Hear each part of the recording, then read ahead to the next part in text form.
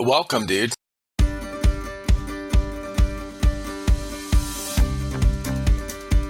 Welcome back to the TriFecta Airsoft podcast. I'm your host, E-Rock. Go ahead and hit that subscribe button if you haven't already so you never miss another podcast. Also, do me a favor. Go on to whatever podcast app you listen to us on and give us a rating and review. That really helps us rank in the searches. Thank you so much. Let's get into the podcast. Yeah, thank you for having me, Eric.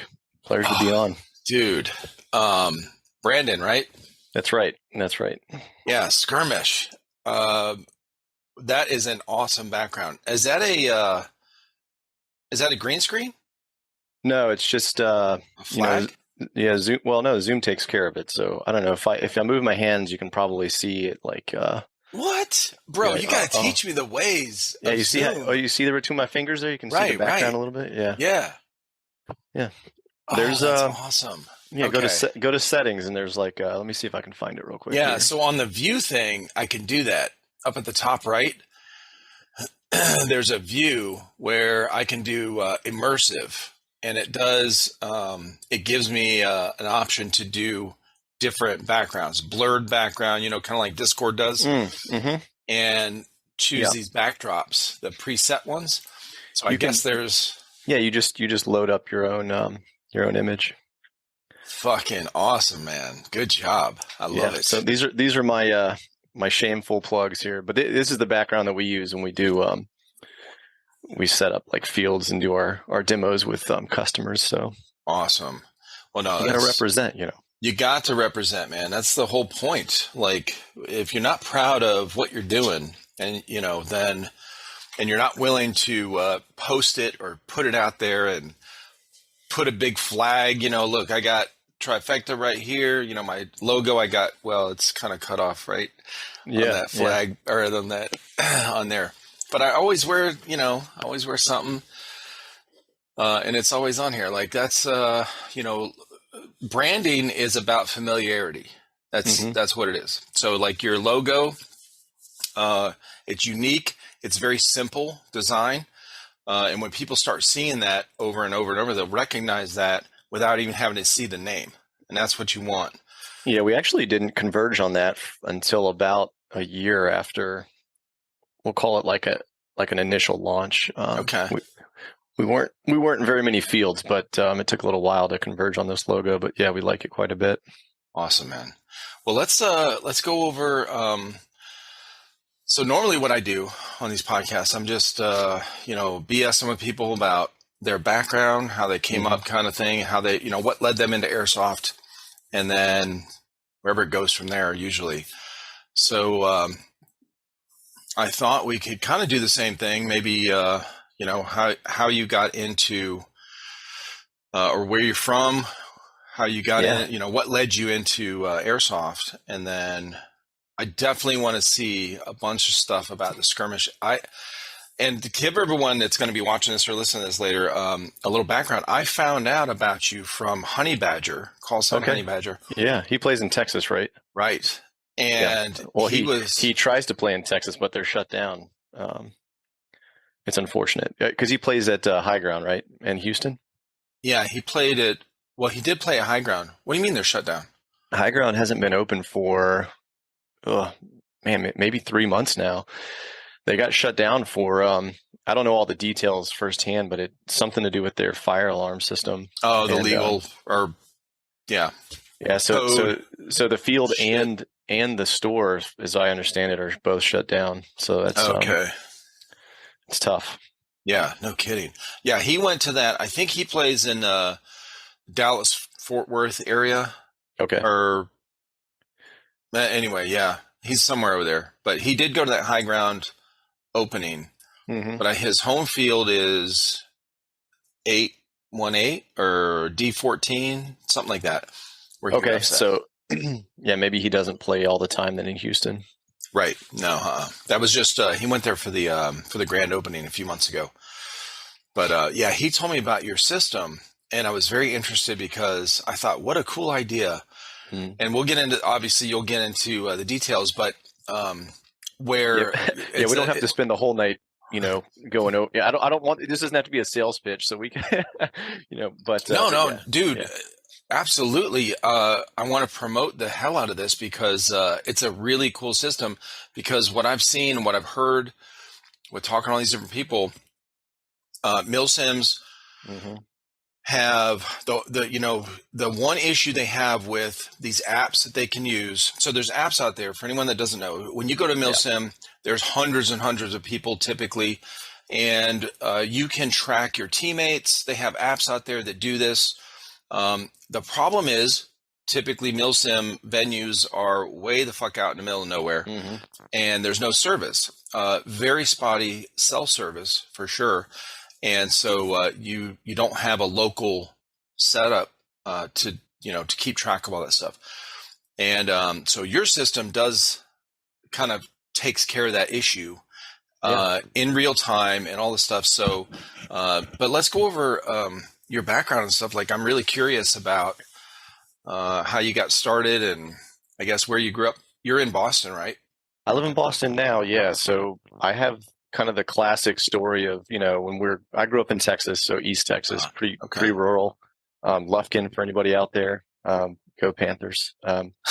So, so um, you know, uh, there was like this $20 airsoft gun that had it was like one pump, right, to shoot one bullet. Yeah. And me and some friends just, got into it that way. We would just run out in the woods. I don't even think we wore masks back then, to be honest with you. We just Probably shot at not, each dude. other. I That's think yeah. We all did growing up. we eventually figured it out. And got some face protection on, but like we used to just light people. There's like no rules. There's just like me and three buddies just like shooting each other in the woods. Right. And that sort of gravitated into really what happened was my stepdad like kind of got into it. His buddies got into it. So then, people with actual money started buying guns, and we went to like real, paintball, events and fields and stuff like that, growing up.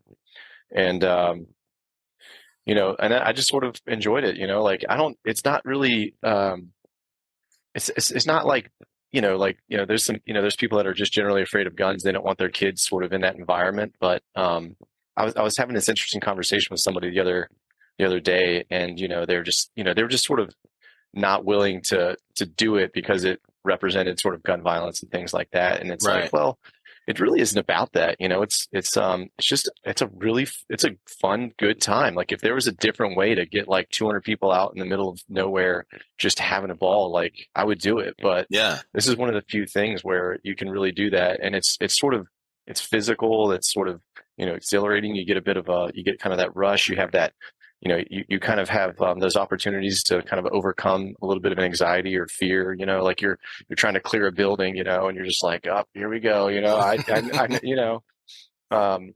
and so all those things just sort of get wrapped into it, and it's just a blast, like I've never walked away just not having enjoyed myself. So, and so I just sort of stuck with it. I mentioned that it was paintball at first. I actually didn't even learn about airsoft proper until, and probably 4 or 5 years ago. I think I'd certainly heard of it, Yeah. just in mention, but I never actually seen it. And so I'm in the military also. So I joined the military, and I made my way to Virginia, and I would play like every now and then, not super regular throughout my time in, but I ended up having a son, and then he finally turned 10. And that's when you can go to fields and they'll legally let you Oh, play. right. So I was pretty pumped about that. I was like excited. I was like, yes, my son's gonna be 10. We can go do this together. Yeah. So I like busted out the old paintball case, and I was getting ready to like, go to a field and play. And I think I got like 3 shots out of my gun, and it just quit. So I started looking for like, what's I was like, well, I'm gonna buy another one because we're doing this. So I started looking for guns and everything, and the airsoft kept like popping up, and then the guns were just way cooler. And then it turns out there's a field like not that far from my house, so I was like, man, this is So I was like, let's do this. So we did airsoft, and kind of never looked back. And for me, airsoft really solves all the problems that you have in paintball. Right. I think there's a level playing field for, you can have $1,000 gun and a $200 gun, and you're relatively close, right? But like in paintball, the difference between, say a rental gun and these guys running $1,000 gun is like, it's impossible. You're never gonna have a chance, right? Right. But I think in airsoft, it's just such a minor difference, That's especially true. with FPS limits and things like that. The thing that really matters is like the FPS, right? I mean, you can sort of steer the BBs if you've got a crappy barrel. So as long as your FPS will get the bullet there, like you're kind of in the same, you're relatively close. Yeah. So you're not really super disadvantaged. So I kind of enjoy that. I I never enjoy really it. thought of it that way because I was, just the one, I guess the main difference I've heard with between paintball and airsoft, like pros and cons, Yeah. is the people that have come from paintball, went to airsoft and stuck with airsoft, is they like the fact that it's not as messy, right? Mm-hmm. You don't have all that crap all over your clothes. So that's one point. Now the other pro and con, I guess, for the comparison is the not calling your hit thing is way more prevalent in airsoft than in than paintball, and I think that's where a lot of the rager shit comes out, and the fights and the overshooting and the all that shit. That's the cheating videos and all that kind of stuff. Whatever I never feel bad about shooting somebody that extra time and then they yell back like I said hit, or whatever. And it's just well, you too did bad, now. right? It's just too bad. Yeah, right? Because that's how you solve it. You just shoot them again. And so you got into you were in paintball and then you got into airsoft, and the differences between the two were for a rental or a starter. We're a lot better. Yeah. So I just felt like the playing field was a little more even, and I've never been a fan of the speedball, tournament ball type stuff. I'd rather go out and, just have kind of a military style sort of engagement. And now, when you went in the military, you went in like pretty much right after high school, or? I did, yeah. I actually joined when I was 17. I had to have my mom sign a waiver saying that I could. Same. Yeah. Yep. In hindsight, I would never recommend that to my kids. I got fairly lucky in my career, and actually, I just retired January this year. So. Oh shit. Yeah. Nice. Congratulations, bro. Which sort of lined up with starting Skirmesh too. So it was sort of when I was transitioning out, it was sort of how I filled the time, and we can talk more on it later too. But it's basically Skirmesh was a project for me to sort of sharpen some of the skills that I wanted to use when I got out. Nice. And that sort of, gave me the motivation to put the energy in, in addition to some of the other, the benefit to airsoft. So nice. But yeah, so I love the military style tactics of play. And so, I was in Virginia, Chesapeake, which is near Ballahack Airsoft. Gotcha. And if you've ever been there, it's just a fantastic field. I haven't. I want to go so bad. Yeah. It's 99 acres. They probably only use effectively maybe 40 of it. Mm-hmm. They've got a great town set up, and it's just a great field to play on, and do the kind of things that, I like to do, tactics, teamwork, buildings, clearing buildings, stuff like that. So that was a blast. Yeah, I got, so that got me back into it when my son turned 10. And, between high school and that period of time, it was playing paintball like every couple of months, just to kind of do it with friends, but nothing is often. And then once my son turned 10, we tried to make it a monthly event. So we go down and play on about a monthly basis. And that's been about 5 years ago now. So, okay. Yeah. Yeah. I started out, I started playing paintball a couple years after I got out of the military, and, same thing, friends, a lot of guys I worked with, military veterans, and we were looking for some kind of way to blow off steam. We all had families at the time, young little babies or kids. Mm-hmm.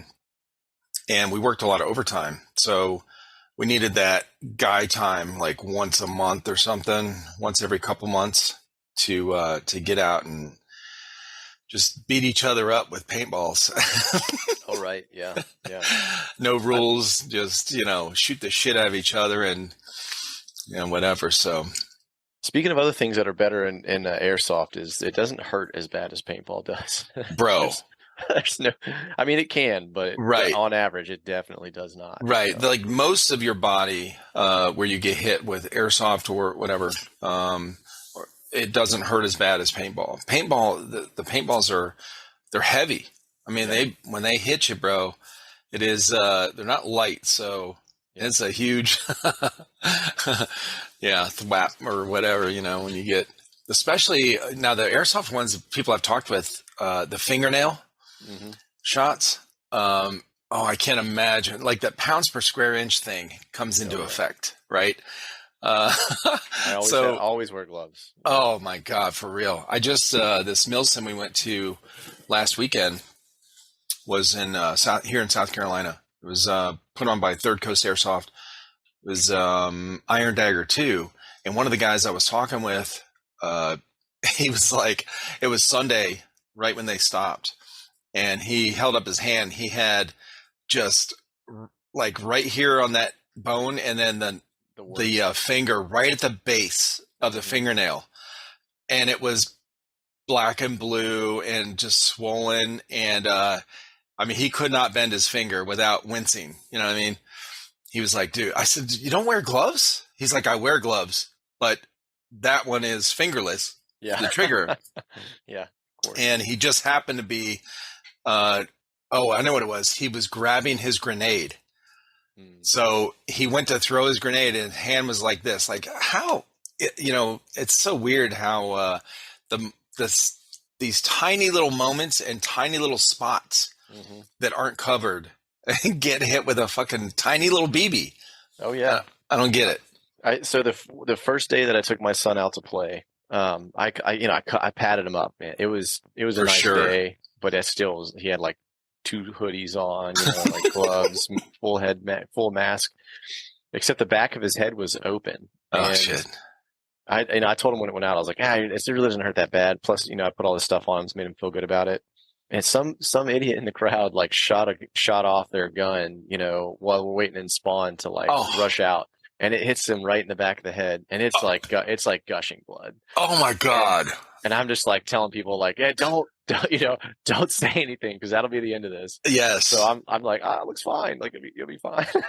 Meanwhile, it's like he had a hat Oh. on, and it was a white hat, and it was just like full of blood. It was like dripping onto his shirt, and it was just like blood all over his shoulder. And Oh it was a Jesus. mess. But yeah, he ended up playing the rest of the day. I think that was like, if it wasn't the first game, it was like the second. It was early in the day, and Yeah. we ended up playing through it. And he still goes with me all the time. So Good for you and good for him. Yeah. yeah, but But that was fun. that's great advice though. Tell the people around, don't don't freak out, Yeah, okay? Because that'll freak them out. Like, oh yeah, for sure. Okay, yeah, that's cool, man. Well, listen, my oldest son, when I was playing paintball, like I said, and when he was like 8 or so, I've told this story before, so anyone's heard it, I'll be done soon. But he wanted to go with me, and like he kept bugging me, kept bugging me. He's like, I'm like, dude, it hurts. He's like, I want to go, I want to go. So I said, go stand over there in the backyard. He's like, I don't know, 25 feet away. I shot him in his tennis shoe, like the side of his foot. hmm Oh, dude, cried for whatever, 10, 15 yeah. minutes. And he's like, no, I'm not ready. I said, you're not ready, dude. No. Some of my son's neighborhood friends wanted to go, and at this point, my son's been so he's like battle hardened, and he's like all excited and like tough now. So he'll like tell his buddies, like, oh, it doesn't hurt, whatever. And so they all wanted to go, and they wanted to know what it was like. So we lined up the neighborhood kids like in my backyard and just shot him up. And I let my son do it, so he was not nice on the trigger. I mean, they were probably about the same, maybe like 25, 30 feet away, and he was just Yeah. lighting them up. They ended up running across the backyard trying to get away. Oh my Um, God. but now they all play. We've moved from Virginia, but all those kids still go and play. So we Oh, that's finally, cool. yeah, we got them all on the program. Nice. Uh, So, so yeah. So how did you, like, when did you come up with the idea? How did this whole thing get birthed? Right? How did it spawn? yeah, so we played. We were playing at Ballahack, and another friend of mine. We're both we're nerds at heart. So I like dicking around with software and, embedded systems and stuff like that. And I did some of it in school as well. But he just, we were walking off the field one day and he was like, it was at the time, I think it was like 2020. He's like, man, it's 2020. Like, why is it that nobody knows what the hell just happened on that field, Yep. And it's like, yeah, I mean, it's kind of ridiculous, because they get up there, they give it a great brief, like, hey, you guys are attackers, you guys are defenders, you gotta defend this pipeline, you gotta blow up this bridge, you gotta like move, take this case from this building to the other. We get done and we're like, did any of that even happen? Like, I have no idea. Like, I spent my entire time, like under some tree somewhere or walking back and forth to spawn, but nobody has any sense of like just what happened. Like, even if you say like, nobody cares about the winner and loser, you still want to know what happened. For sure. And so, we just started kind of talking about it a little bit. And I was like, I think I can do that. Like, I know what needs to, like, I'm familiar with the pieces and parts that we would need to like cobble something together. Like, we should just give it a shot and see what happens. That was December of 2020. Okay. And we talked to the guys at Ballahack and we said, hey, like, we've got this idea, what do you think?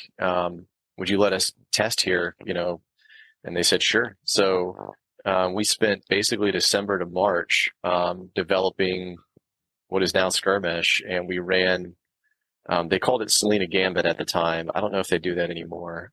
They did Selena Gambit 1 and 2 early that year. It was either January and March or March and like May. I can't remember the exact months. But anyway, so they did this Selena Gambit event, and we used the system in a very beta state for those events. To sort of that was the first concept. Time? Yep. Yeah. Nice. So it was definitely a background thing. It wasn't really emphasized, and that's fair because we were very much so in development. They did sort of promote us when they were promoting the event. But there's still videos out there somewhere buried in like the archives of Facebook, that kind of show the gameplay. And that was actually, it was a great event, a great test bed for the system, because we covered the entire 99-acre field of theirs. We used 23 unique locations, and we had no drop signal. Everything was captured as happened. And it was great. It was a great proof of concept. And actually, we ended up getting into, I wouldn't say an argument, but there was definitely some, one of the refs was like, oh, the system's screwing up. It's because one of the things they did want to do at that event was, for whatever reason, they wanted to hide the ability to see what the battlefield layout was from the general public, and they only wanted it to be seen by platoon commanders or COs, just so that they didn't have sort of rogue players making their decisions. They wanted to kind of help reinforce the chain of command, which we respect. Gotcha. Actually, those guys have some great insight on just what it means to like reinforce tactics and teamwork, and just they're very sensitive to rules that might hinder that. And they really go out of their way to reinforce it. I was surprised at some of the things that we would sort of recommend that they would tie back to, like, well, that might encourage like a rogue player or something like that. So they really worked hard to kind of subdue things that would not reinforce tactics and teamwork. And so that also kind of played into how we developed the rule set, the way Skirmesh works. Gotcha. But anyway, so there's one of the refs was like, oh man, Skirmesh is screwing up. It says that, at the time those two teams were like tan and green, and they're like, oh, it says tan team holds this point, but like it's all in green territory, and that's just there's no way that can happen. And they actually pulled a green player, and they're like, hey, go and just swipe back in because it's your point. Like, it shouldn't be tan. And then it happened again. It went tan again, and they asked us, like, are we screwing with the system? We're like, no, we don't. We can't. Like, the only way to make that happen is for somebody to be out there and physically touch it. So gotcha. So anyway, it turns out that one of the guys on the tan team was like crawling through the swamp on his hands and knees for like 45 minutes undetected, and just crawled up into one of the objectives and took control of it with nobody seeing him, not even the refs that were out there to watch. Oh shit! And so That's awesome. Yeah, so so that guy, right? Like if we hadn't have been there, would have been pissed. Like he spent almost his entire day like tactically, pursuing an objective, and did a great job taking it. And had the ref not decided it should have been the other teams, they would have actually, had more points than they did. But so I just thought that was fantastic. That's cool, man. We had this little piece of success there, right? And that speaks to the other thing that Skirmesh is really good at. We had 23 unique points out there, and each one can do any number of things that we have available in the system. They can be reconfigured on the fly as well. But he, you're not going to put 23 refs out there, right? No. To do the same thing. So you can really enhance, the style of gameplay and the complexity of gameplay without the overhead of a large staff. Well, even with a large staff, you're still limited to human error, right? So with a system like yours, it removes that. Yeah. When you have refs out there, maybe they're looking another way. Maybe they don't see, even if you have refs at every point, they're standing there for an hour, people get bored, man. Like they're not going to pay attention that much. So, yeah. Or somebody calls blind man on the field and they got to run over here and, so they get distracted. Whereas a system like yours, that doesn't happen. Right. Yeah. And you get an accurate account of everything that happened. We can give you a time-stamped event list. Yep. It's great. So yeah, for us, we think it's the answer.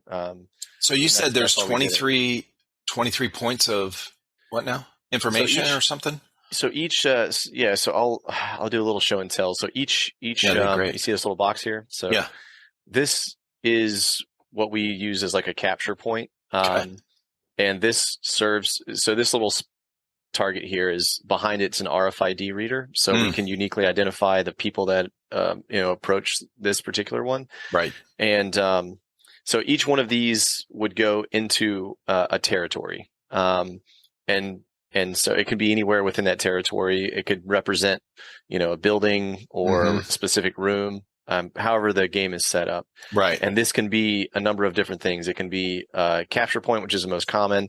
Yep. It can be a collection point. It can be a medic station, a bomb as well. It can double as a capture point and a medic station at the same time, depending on how you have it set up. Yeah. And so when guys go into the room or they go into the building, they clear it, they essentially touch this to let us know that they were there. And it's just a very quick swipe. There's no, our goal is not to distract you from the normal gameplay as well, right? So we don't, I hate to get in. I don't mean to be confrontational about the phone app type stuff, but you don't have to take your phone out and like report yourself there and like kind of slow down the event. Like you literally come in, you would clear the building, you swipe, and then you're in the game still. Well, that's not being confrontational, by the way. Yeah. That is that's a real thing. Most people they'll put their phone in a secure location in their plate carrier, in some kind of pouch. They don't want this thing getting shot. So they don't want to really take it out and have to use it on the field. They have comms, which are BB proof, the radios and stuff are durable. Yeah. All the gear they have on is durable. And then if using those apps that they look great, like having a tablet or something to carry around, if you have a protective screen on there, but most people don't want to put that on their phone. Right. Those full seal ones with the thick screen on it, they're very difficult to use, especially with gloves. So they don't really want to do that anyway. So they want a simpler system. This is what turned me on to to your system when Honey Badger was telling me about it. So the first time I've used this system that I can remember was probably about three. Oh, you have used Skirmesh. No. Oh, I have not used Skirmesh. You're saying what Honey Badger said. Okay, gotcha. Yeah. So I was going off of what he was telling, like how he explained it. And he's like, oh, these bracelets, you tap this. I'm like, oh, I've done this before. There's a bar here in South Carolina that is, I think it's called a tap room, some type of thing, whatever. Okay. Okay. Play on words, right? Bar taps. So the whole wall, when you walk in, has like 100. They have like 120 different beers. Okay, so the wall is just a tap. The on tap beers, and you don't actually have like the handle like a bar. Behind the bar, it's electronic, so it has a screen. Well, when you walk in, you register. They give you one of these bracelets. That's rubber bracelets. It's got one of those things in it, and it puts it to your name and whatever customer number, whatever. And then throughout the night, you go and tap whatever beer you want.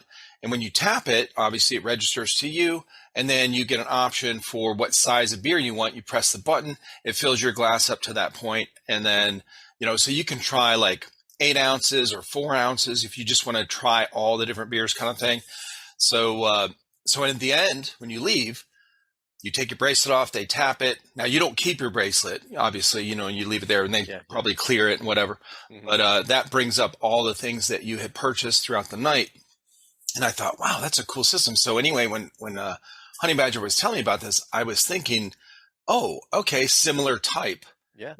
Something very simple. Yeah, that's the concept for sure. Okay. So it's just it's a very quick thing. So here's one of the bracelets. Awesome. So it's just simple, no batteries. Mm-hmm. You purchase one, and it should last you a lifetime. So from the player perspective, the entry price to play is like basically nothing. This might be a dumb question, man. And I apologize because I don't know anything about this kind of technology. So when you say no batteries, I don't understand how this thing works, where you can store information in it. Yeah. But it doesn't require. So it is possible to put information in the band. We actually don't. But the way RFID works is you'll have, the radio that so I've got this box, right? Yeah. And it's got an RFID kind of reader in it. But what that means is, it's putting out signal, and it actually will sort of, when this gets close enough, it will, this does get powered for like a brief moment by the reader, and then it will shoot back the information. Okay. So the only information that's actually in here is the code that is unique to you. Gotcha.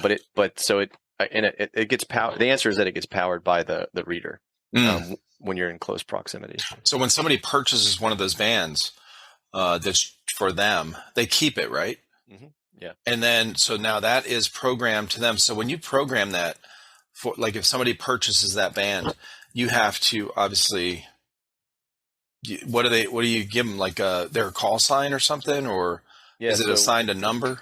Exactly. Yeah. So they'll sign up, and when they sign up, they pick their own call sign. And then once they sign up, they also get an email, and it'll walk them through like step by step, how to buy the band, and then pair it with your profile. Yeah. And then our bands have a special code on the back.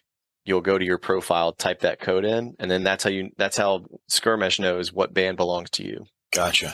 But we don't require that everybody have a band everybody needs a band to play, but they don't need to buy a band to play.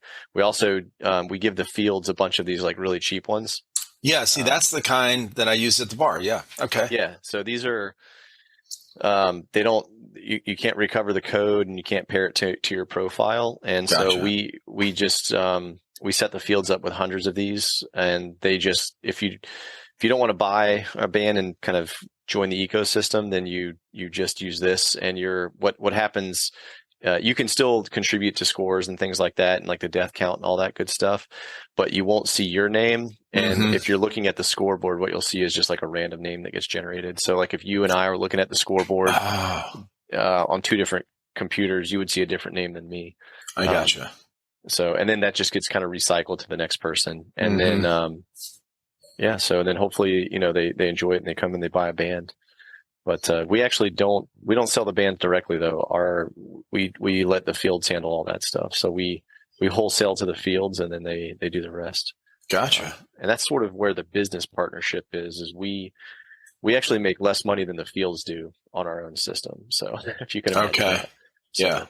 So we don't make, it's really structured that we don't make money unless they do. And really our only revenue source is if they're selling bands. So Yeah, so it's you're setting up kind of like a franchise where yeah, okay. yeah, I mean, we really don't make, it's a bit of it's more of a hobby than it is a business. So I Sure. would love to replace my day job with this, but, it's probably not going to do that anytime soon. Yeah. So, yeah, we keep the price of admission reasonably low so that we can, not come out of pocket a lot for the overhead to get somebody set up. Right. And then, once the field is on board, usually it's a matter of a month or two before they've fully recovered all of their investment in like the initial equipment setup. Mm. And then it's all profit from there. Now, is there a way, if you wanted to expand the system where you make, let's say, is there a service, a monthly service somebody could sign up for, like a player, not the field or whatever, or maybe the field, I don't know, where they could maybe track more of their, get more, basically more stats. We give all that to the players for free, actually. So you Okay. get in your profile, you get a full list of stats and your history of play and all that stuff is rolled up for you in a nice little package. We're sort of, we only can track so many things because without tracking kills, you really kind of cut out a whole bunch of the fun stuff that you do in the video games. But we do track a lot of other things that we serve up in different ways to them so they can see. We also do, we offer loyalty programs. So, our fields, everybody kind of employs it a little differently, but we do, we track essentially days of play, so that fields can, reward those people that come more often. So we call it reputation, and we have, 4 tiers, which are, gold, silver, bronze, and like platinum. But we call it, citizen, rebel, butcher, and mercenary. So we just kind of, chose some more, warrior type names, but basically, yeah. So the more you play, then fields will offer incentives. So every field does a little different. At the lower tiers, they'll offer discounted like snacks and stuff. And then at the upper tiers, they'll get discounted, admissions or, discounts off of like the full, pro shop and stuff like that. So the main, pull or whatever is to, get more players to that field, where I guess, for you guys, hey, we offer this service, use this and you'll get more players to your field because they want to use they want to track all their stats. And I saw on your website this, the leaderboard thing, dude, perfect. It's so good because there is something about, that competitive part of us, as humans that, even if it's fun competitive, it doesn't have to be cutthroat. But you want to see your name at the top, it's like in every video game. I remember when my sons and I started playing Halo together, with Halo 2 when it first came online, on Xbox Live.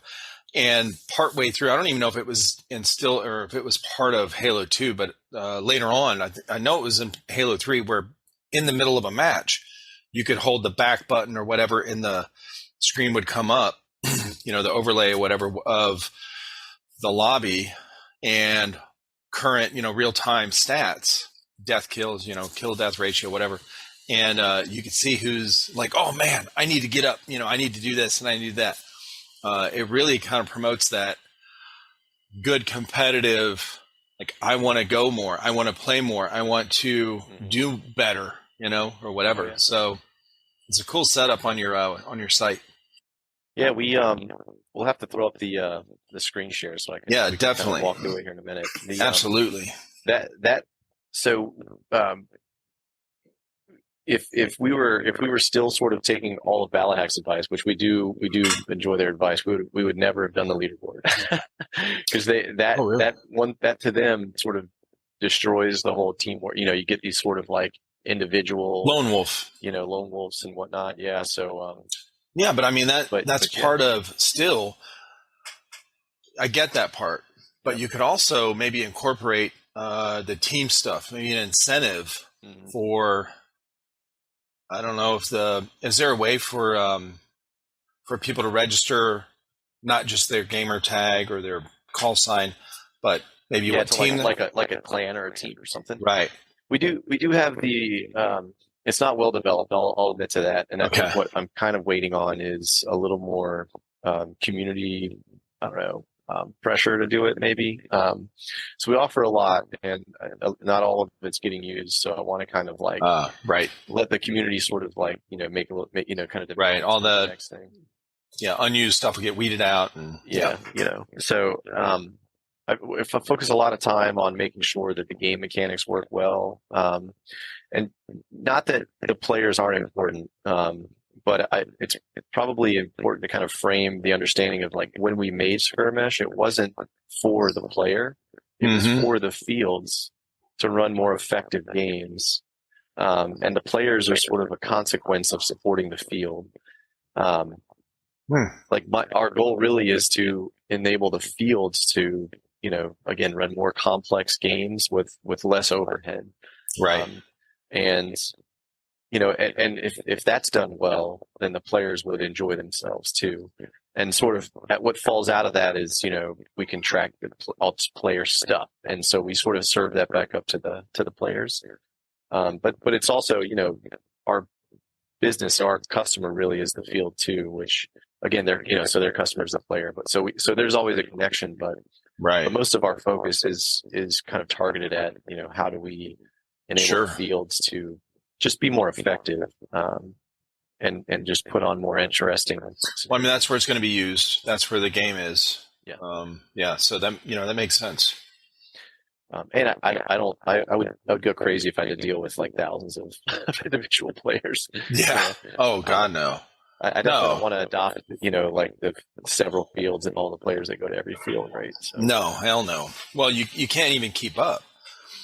Some of these fields have grown so much in the last couple of years. They're getting hundreds of new players per whatever, a few months. So yeah, I was gonna say, if you know how to share your screen, because I have a couple questions about. You've got to allow me to do it. Oh shit! Oh yeah, hold on. I forgot about that. Okay. Okay. No wait.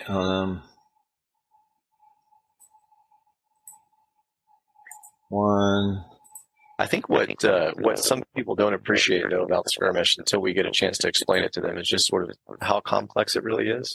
Like a lot of people's first their intuition without knowing what Skirmish is they immediately think like, oh, they're another tracking app, or they're just some simple button at respawn or something like that. But there's a lot of complexity here. So, gotcha. All right, I've got control here. So okay, good. All right. How does this look on your screen? Looks great. All right. So luckily, Extreme is currently playing a live game. We can kind of check that out. Oh, really? Yeah. So this is live. So this is them playing right now. So relatively small game, but it looks like they've got 5 versus 2, and they're just doing a team deathmatch. So nothing exciting going on the field. But currently 14 deaths to 9 deaths, and every now and then you'll see a flash in these bottom corners. It's where their respawns are. Yeah. That happens when somebody respawns, so you get that sort of feedback. Yep, I just saw that. Yeah. Yeah, so everything's live real time. So that happened when you saw it, right? Oh, that's awesome. At Extreme, yeah. And so when I talked to you the other day, I was started looking up your website on the phone and on desktop, and I saw where you could play like the recap or the previous games, whatever. I didn't see, there was no live ones at the time. Right. Obviously, there's a weekend, there's a live game going on, and so we're seeing this right now. But that's what I was going to ask you was, as I was watching these recaps, these videos, there'd be randomly there'd be a green flash at one of these points, and I'm like, I don't know if that's a respawn or is that like somebody taking over Oh, Yeah, wow. Look at all these. what's kind of Okay. cool is you can also just hover over it and it'll tell you what it is. So in Oh, this that's particular awesome. one, that near spawn is a medic station, and they've set the time to 0, so that it's a respawn. But we can also we can track the time as well if people want Yeah. to give them like a couple minutes or something to cool down. Well, Uh, reset your mic real quick. Ugh. All right. Perfect. Thank you. Well, I'm glad it's quick though. That's cool. Yeah. So this live stream, this is like yeah, this is really cool. So what do you guys how long have you guys been doing this right here? This has been since last June, so coming up on 18 months, about a year and a half. Year and a half. Our first live field was set up in June, and it was KDK. They're out in Joplin, Missouri. Excellent gameplay if you guys ever want to go out there. It's they actually have 3 fields. They've got an indoor and 2 outdoor fields. Gotcha. It's like a woods field. They've got kind of a town kind of CQB type setup, and then they've got a indoor pretty tight CQB. But Yeah. there are our first field and or I guess I should say first, real customer. They, we cut our teeth a little bit in Balahack, but I'll kick over to the replay like you were talking about. Sure. 'Cause it's a little bit more exciting. The live stuff is cool, but it's like watching paint dry sometimes. So yeah, I'll do some of KDKs because they're pretty good to replay. And we save every game, so God dang. yeah, bro. there's a lot. You can go back in time quite a bit. That's amazing. Yeah, so what you're seeing is they do 3-point domination, and they're going for the 3 objectives in the middle. Okay. Not sure why the middle one's not being taken in this particular one. I'm not sure if it was down. Let's pick a different one where they. So these bars that are filling up at the bottom, those like progress bars, those are tracking the objectives or the points being taken over? That's real-time score, and that's what it looks like live. Obviously a little slower. Mm-hmm. But yeah, we'll just settle on one, and then we'll sort of talk about it. So Okay. so what you see, the flashing is, so we've got a solid red and a flashing red and blue. Right. So we don't just do simply you had it, I got it kind of stuff. So there's much more complexity in the background. So we do what's called stabilization time. So it's the concept that you have to actually hold it for a period of time and stabilize it. So in this particular instance, so it so the numbers that are does this show up when I hover? Do you see? Yes. Okay. Mm-hmm. So this objective is 1x, and we'll go in a little more detail this too later. But this is what the player will see. We'll kind of go into what the fields see in a little bit. But Gotcha. this setup is 1x, which means it's worth 1. So you could say it's worth 2 or 3 or 4. So okay. So the center point here is worth twice as much. Okay. 2 minutes is how long it takes to stabilize the objective, and then 20% is what we call the assist percentage. And so what that means is, so there's 2 minutes to stabilize this objective. If a buddy of yours comes in and is helping you stabilize it, he'll knock off 20%. So in that case, that would be 30 seconds. Is that right? Did I do the math right? Okay. Yeah. I don't know. I'm the wrong one to ask. So if you were to bring 5 friends in, you would just completely tear down that stabilization time, and you would hold it immediately. And practically what it means is, while a node is unstable or an objective is unstable, nobody's earning points towards that goal. So, and it doesn't mean you have to hold like your wristband. You just need to make sure that the objective doesn't turn to the other team. Gotcha.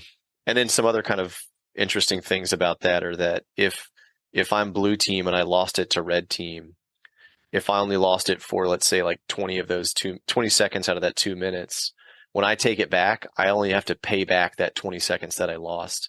So it's flexible to all those different parameters.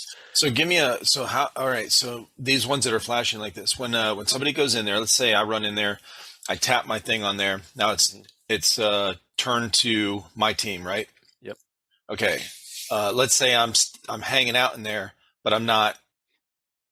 Like how close does it have to be? If an enemy teammate or They have member to comes in there, how does it know that they're contesting the checkpoint? they have to touch it. So Oh, that's the other thing about our system is there's no assumed action, no inferred action. okay. It's only tangible. I've touched it, right? So like I put Mm-hmm. my hand on that reader, just like when you're getting the beer, like it knows that you wanted that beer. Yeah. So it doesn't assume anything by proximity, and So it's sort of why is it flashing? How does it know it's not stable or whatever? Because so it has to each be taken for a yeah, certain time. right. Each device will handle its own timer. So once you touch it, it knows, okay, like either we handle a lot in the cloud as well. So there's a lot to kind of go over, but essentially what it'll do is it'll shoot a request. It goes to the cloud. The cloud will decide like who owns this objective and what should Mm-hmm. happen.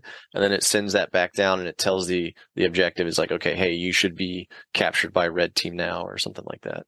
Yeah. It's pretty complex, and there's a full circle. Like so, when you swipe your wrist, it looks up who you are. It sends a request to the internet to figure out who you are, what you're trying to do, and then it relays that back down to the device. And all of that happens in fractions of a second. You would think that it was real time. Right. Um, so I'll hit replay again, but so they fight over the three center objectives, and what's cool is you can also see what people are doing when it happens, and this is what it would look like real time. You can see their deaths counting up. You see the death count here. When they do something that's worth points, they'll get points. That's so cool.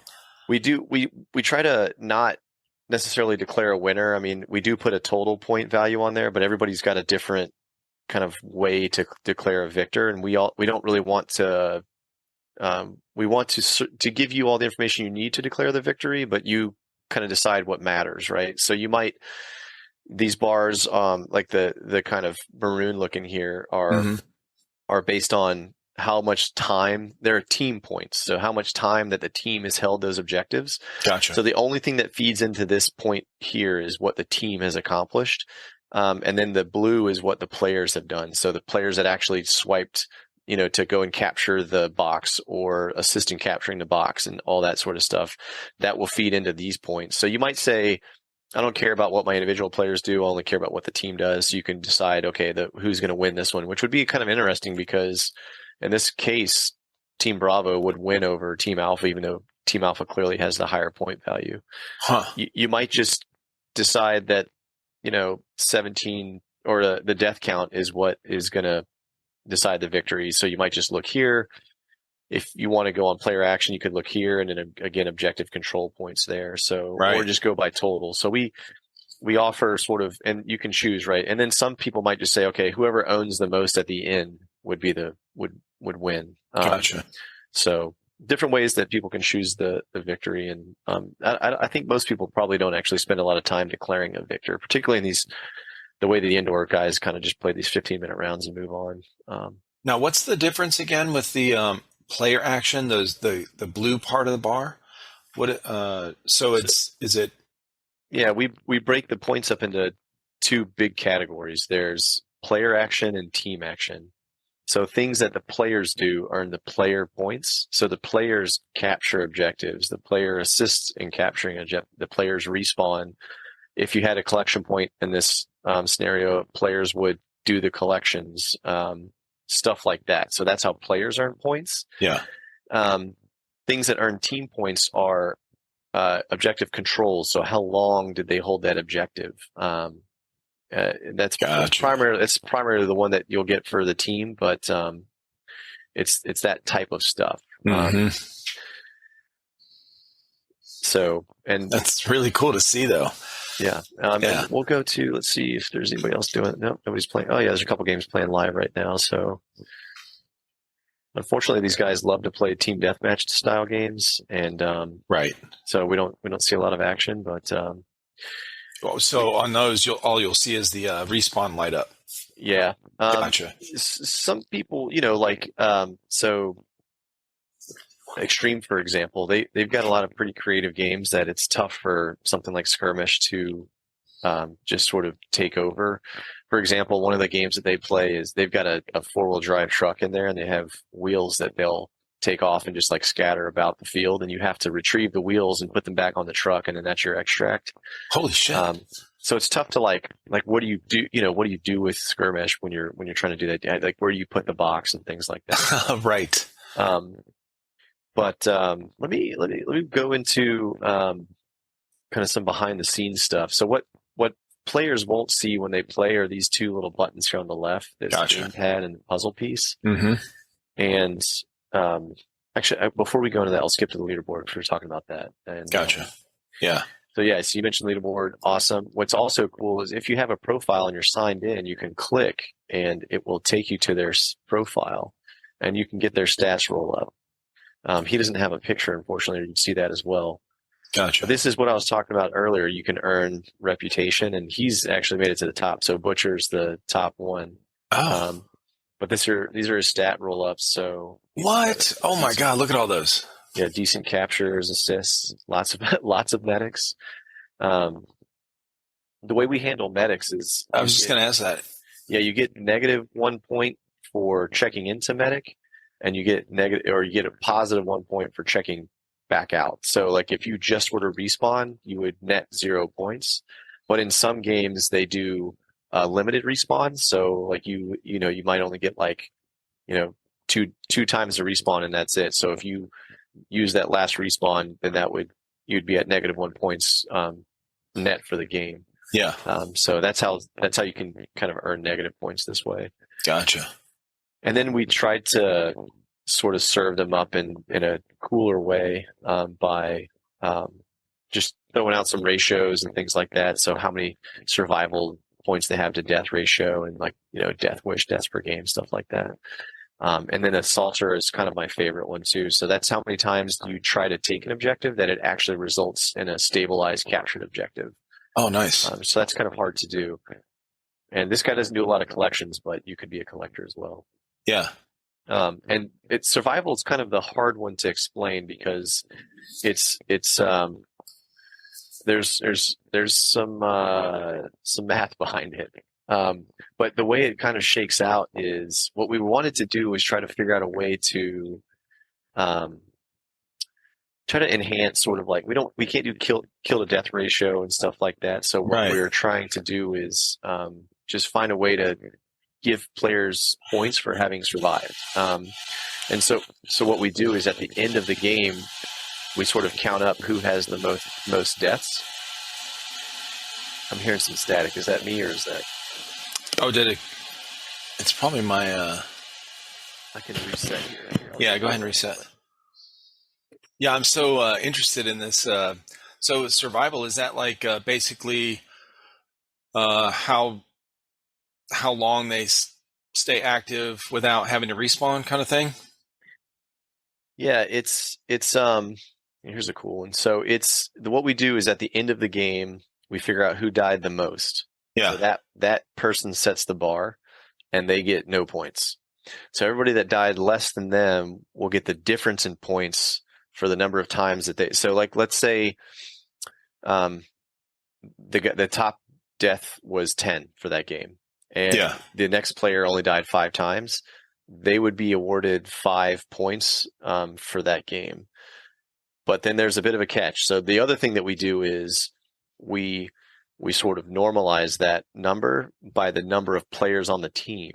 So if you're 1v1, you would earn 5 points for that case. But if you're 2v2, now what happens is you have to divide that by 2. And so those 5 points become 2. We round down as well.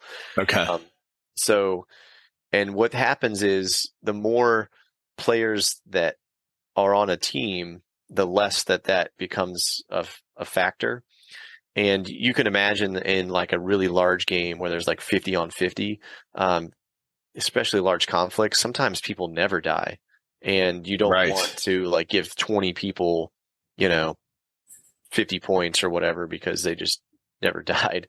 Right. So what we do is we kind of wash that out by when the teams scale. just so that what we've put a lot of time and thought into how do we balance the points so that one isn't overwhelming the others, so that captures result in the same amount of points that result from collections or survival, Gotcha. arming bombs and things like that as well. Mm-hmm. So this guy hasn't armed a bomb in his career. Let's see if we can find somebody that has. Let's see what 6 has done. Oh, so he's armed 1 bomb, so that's cool. Oh, okay. Yeah. Yeah, so he's just a citizen still, so he's got a couple more days to play until he becomes a rebel. And these are accumulated days. Like it doesn't have to be consecutive or for it to count. Right. It's just what we do is it's the number of days played in 1 calendar year. Gotcha. And then it just rolls after that. So okay. It's not like in 2022, in 2020, it's just a rolling calendar year. Cool. So very cool, man. Anything else I should talk about on this before we move on? No, I think it's cool, man. Yeah, it makes sense. I mean, obviously the math on the back end doesn't make sense to me. Y'all are a lot more adept at that than so some of that's over my head, but I understand the concept for sure. Sure, yeah.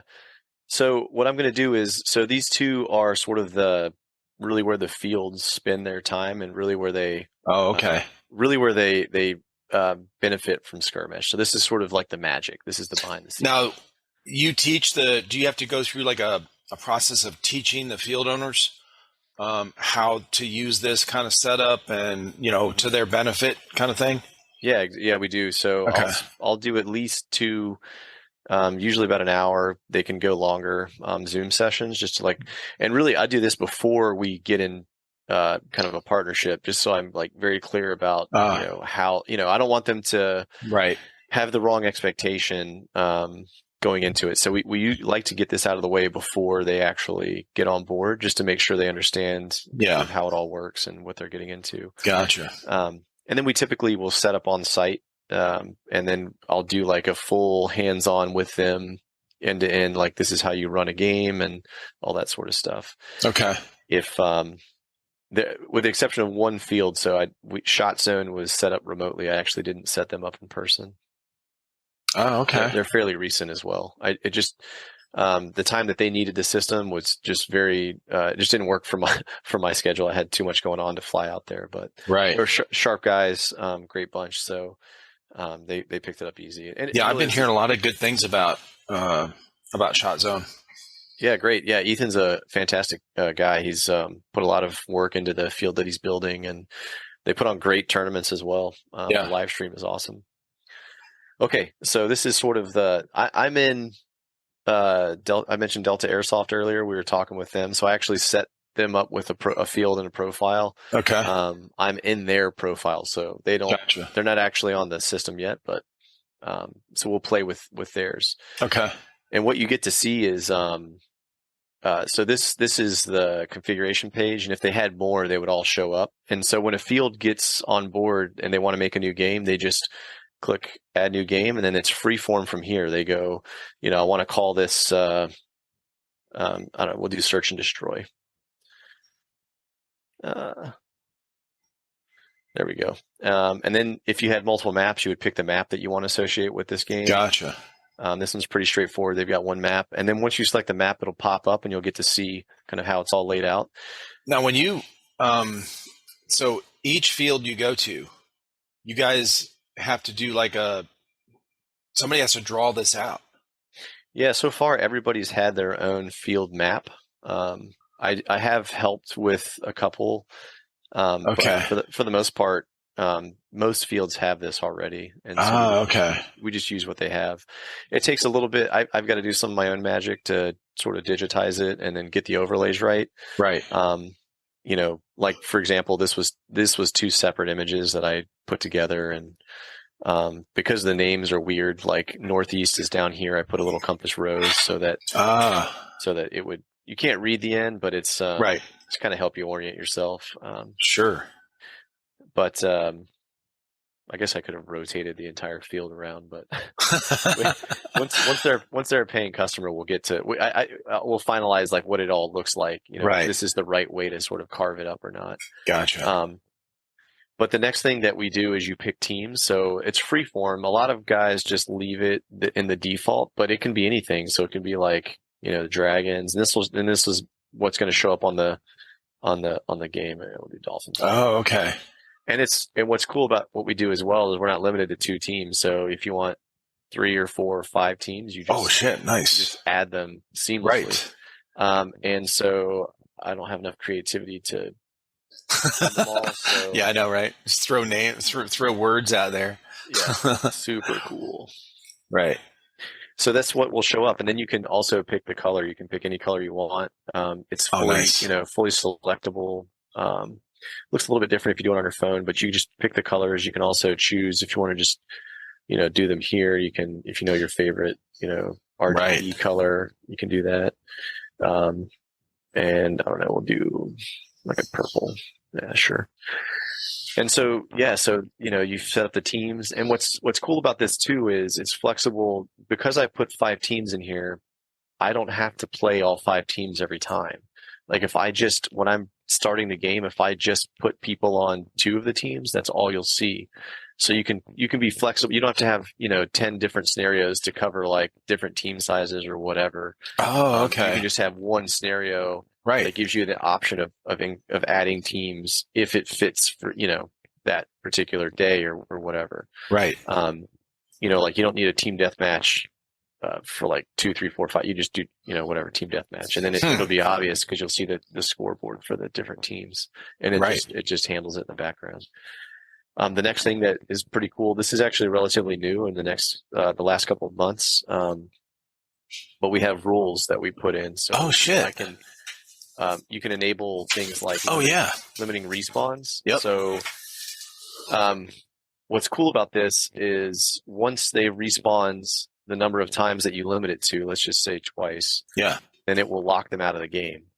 So we talked, we mentioned earlier, airsoft is an honor sport. You have to rely on people calling their hits and being honest and that kind of stuff. Right. And if they don't tell us they're dead, we don't know that they're dead. But when they do, if they're playing honest, and that's what most people do play like, we'll be able to track their deaths, and then we'll inform them like, hey, because when you respawn, we give you like a bar of green lights and say, to say, hey, you're live, like get back out there. And that's on the bracelet? It'll be on the box that you scan. Oh, I gotcha. Okay. Yeah, the box will give you the feedback. I'll try to do a little demo holding a box here in a little bit, so you can all see. So when they get red lights back, though, it'll tell them, hey, like you're dead, like you're out. That's it. Yeah. And then what you'll see on the scoreboard is you'll see kind of a candy striped, layer over their name to let them. So everybody watching the scoreboard will see that player's out. Yeah. What we also allow though is we allow them to share the respawns with the team. Yep. So what like an example would be like, let's say there's 5-on-5, each player can die twice. So you got 10 respawns collectively as a team. So once those 10 respawns are gone, then people will be limited in their respawn ability. And the reason we did that was because we added this last piece, which is that collections can add respawns. So we have collection points on the map that sort of are analogous to like, okay, you've got a bank heist, you want to go get money. The longer you're there, the more money you get out. Or there's like you can abstract that to anything, right? Like if you've got to go like mine gold or whatever. But our collection points, not only do they give the players points over time that they're there, but you can also say that every time they get one, that it adds a respawn. So we kind of were like, well, who does it go to? Like if you're not sharing your respawns, then they personally get them, which is fine.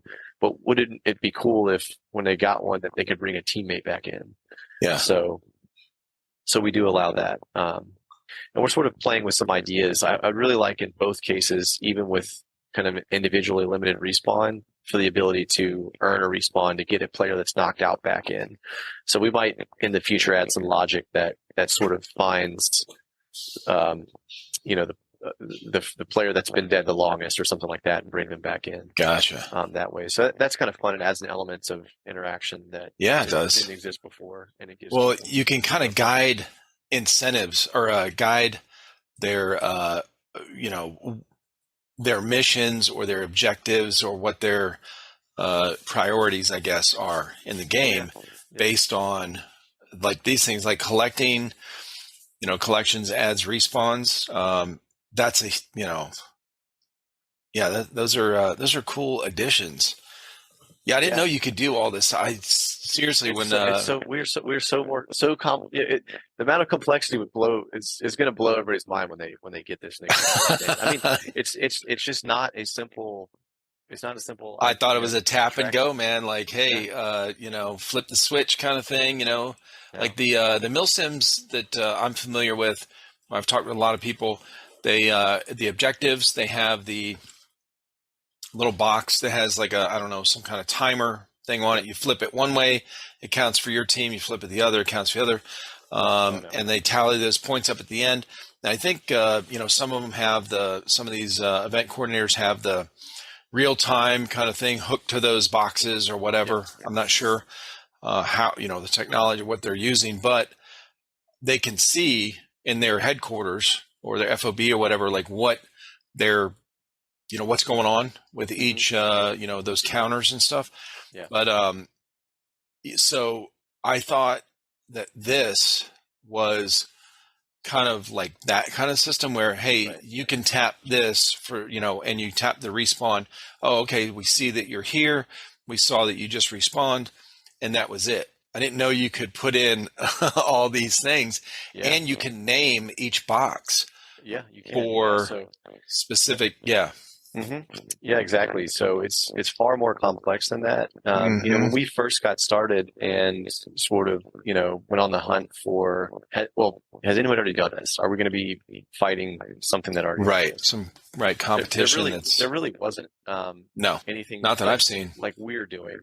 And I guess the other distinction to make too is that we're not a prop company, so we don't make interesting gadgets to interact with. We really just want to capture gameplay, like what is happening. Yeah, the data points. Yeah, and again, it's all about how do we help the fields do things more creative, in an easier to employ way. Dude, that's smart, because you're allowing the fields to keep their individual game, whatever all their creative stuff that they want to do. Because you got some fields that are like Ballahack, big into the role play, LARPing Right. stuff.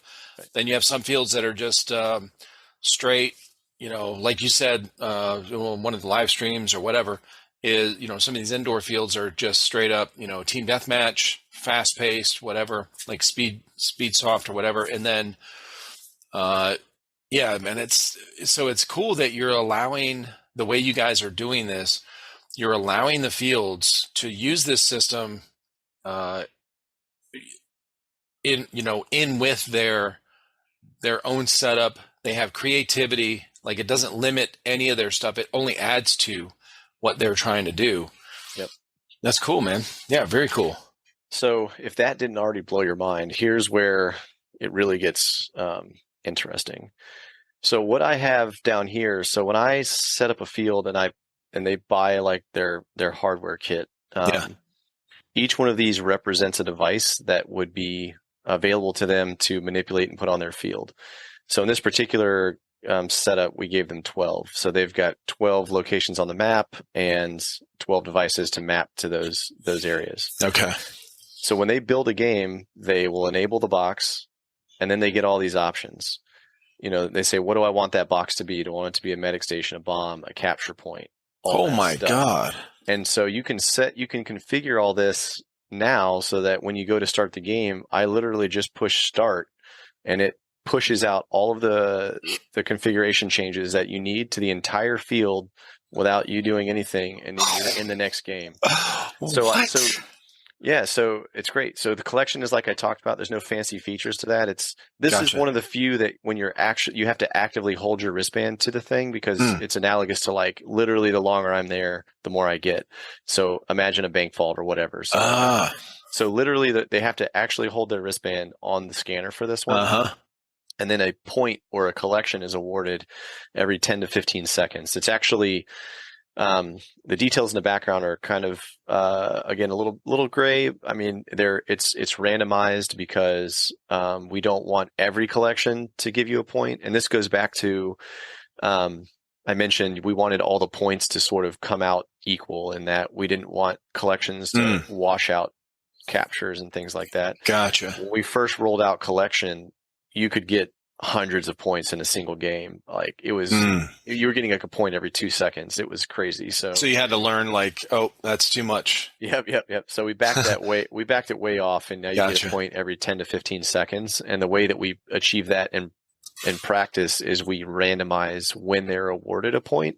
Yeah. And that randomization is sort of set up to occur every 10 to 15 seconds. Okay. So you could get 2 back to back, and you also could get like 10 without a collect. And we've heard players get, that can be frustrating at times, but on average you will earn 10, point every 10 to 15 seconds. And well, that's got to be the tough part, right? With trying to find that balance for points in the game and incentives, to the balance being what, because that's a big part of video games, obviously, any games, is when you have when video games, when Call of Duty, whoever, Division, they put in a new weapon and it's overpowered, right? Then everyone just uses that. And then it's, it kind of makes the game stale after the honeymoon phase is over with that weapon. Then it's like, okay, now what? So you have to find this balance of with all these different options. And I'm sure when you add more things to this, you kind of have to see how it plays out in real life, because it's a little different on paper or on here, I guess, than how it, how people do, play in the game. So, yeah. So you get, now, do you talk with fields on the regular where you'll get this kind of information, or you can already see what's happening pretty much in real time most of the time, and then kind of, oh, hey, we need to adjust this or pull this back a little or whatever? Yeah, I get, as you can imagine, I get like a full stat roll up for myself. we've got an admin dashboard that lets me know how many games each field played, how many captures are occurring, and I can see like the full thing. So, it's I can actually even see where in the United States somebody is on our website. So I can see like a map of the US and see who's on at any given time. We get a lot of data. Sure. So yeah, we try to take it serious, and again, and just make it as fair and whatnot as we can. Right. But yeah, so it's all about some players get frustrated if they're not getting that instant gratification. 10 to 15 seconds on a point in under fire is a long time. But it also, if you want that point, it takes 10 to 15 seconds. So, so that's collection. And like I said, too, each time you do that, we also have rolled that back. So when you get the collect, you actually earn a respawn as well. Well, the good thing about like the collection thing, the randomization thing or whatever, it's fair for both teams. Oh, sure. Yeah. Yeah. There's no unfairness or different variable for these guys than there is for this team or whatever. They all have to do the same thing and complete the same task or whatever to get something that they need. Right. Yeah. So it's fair.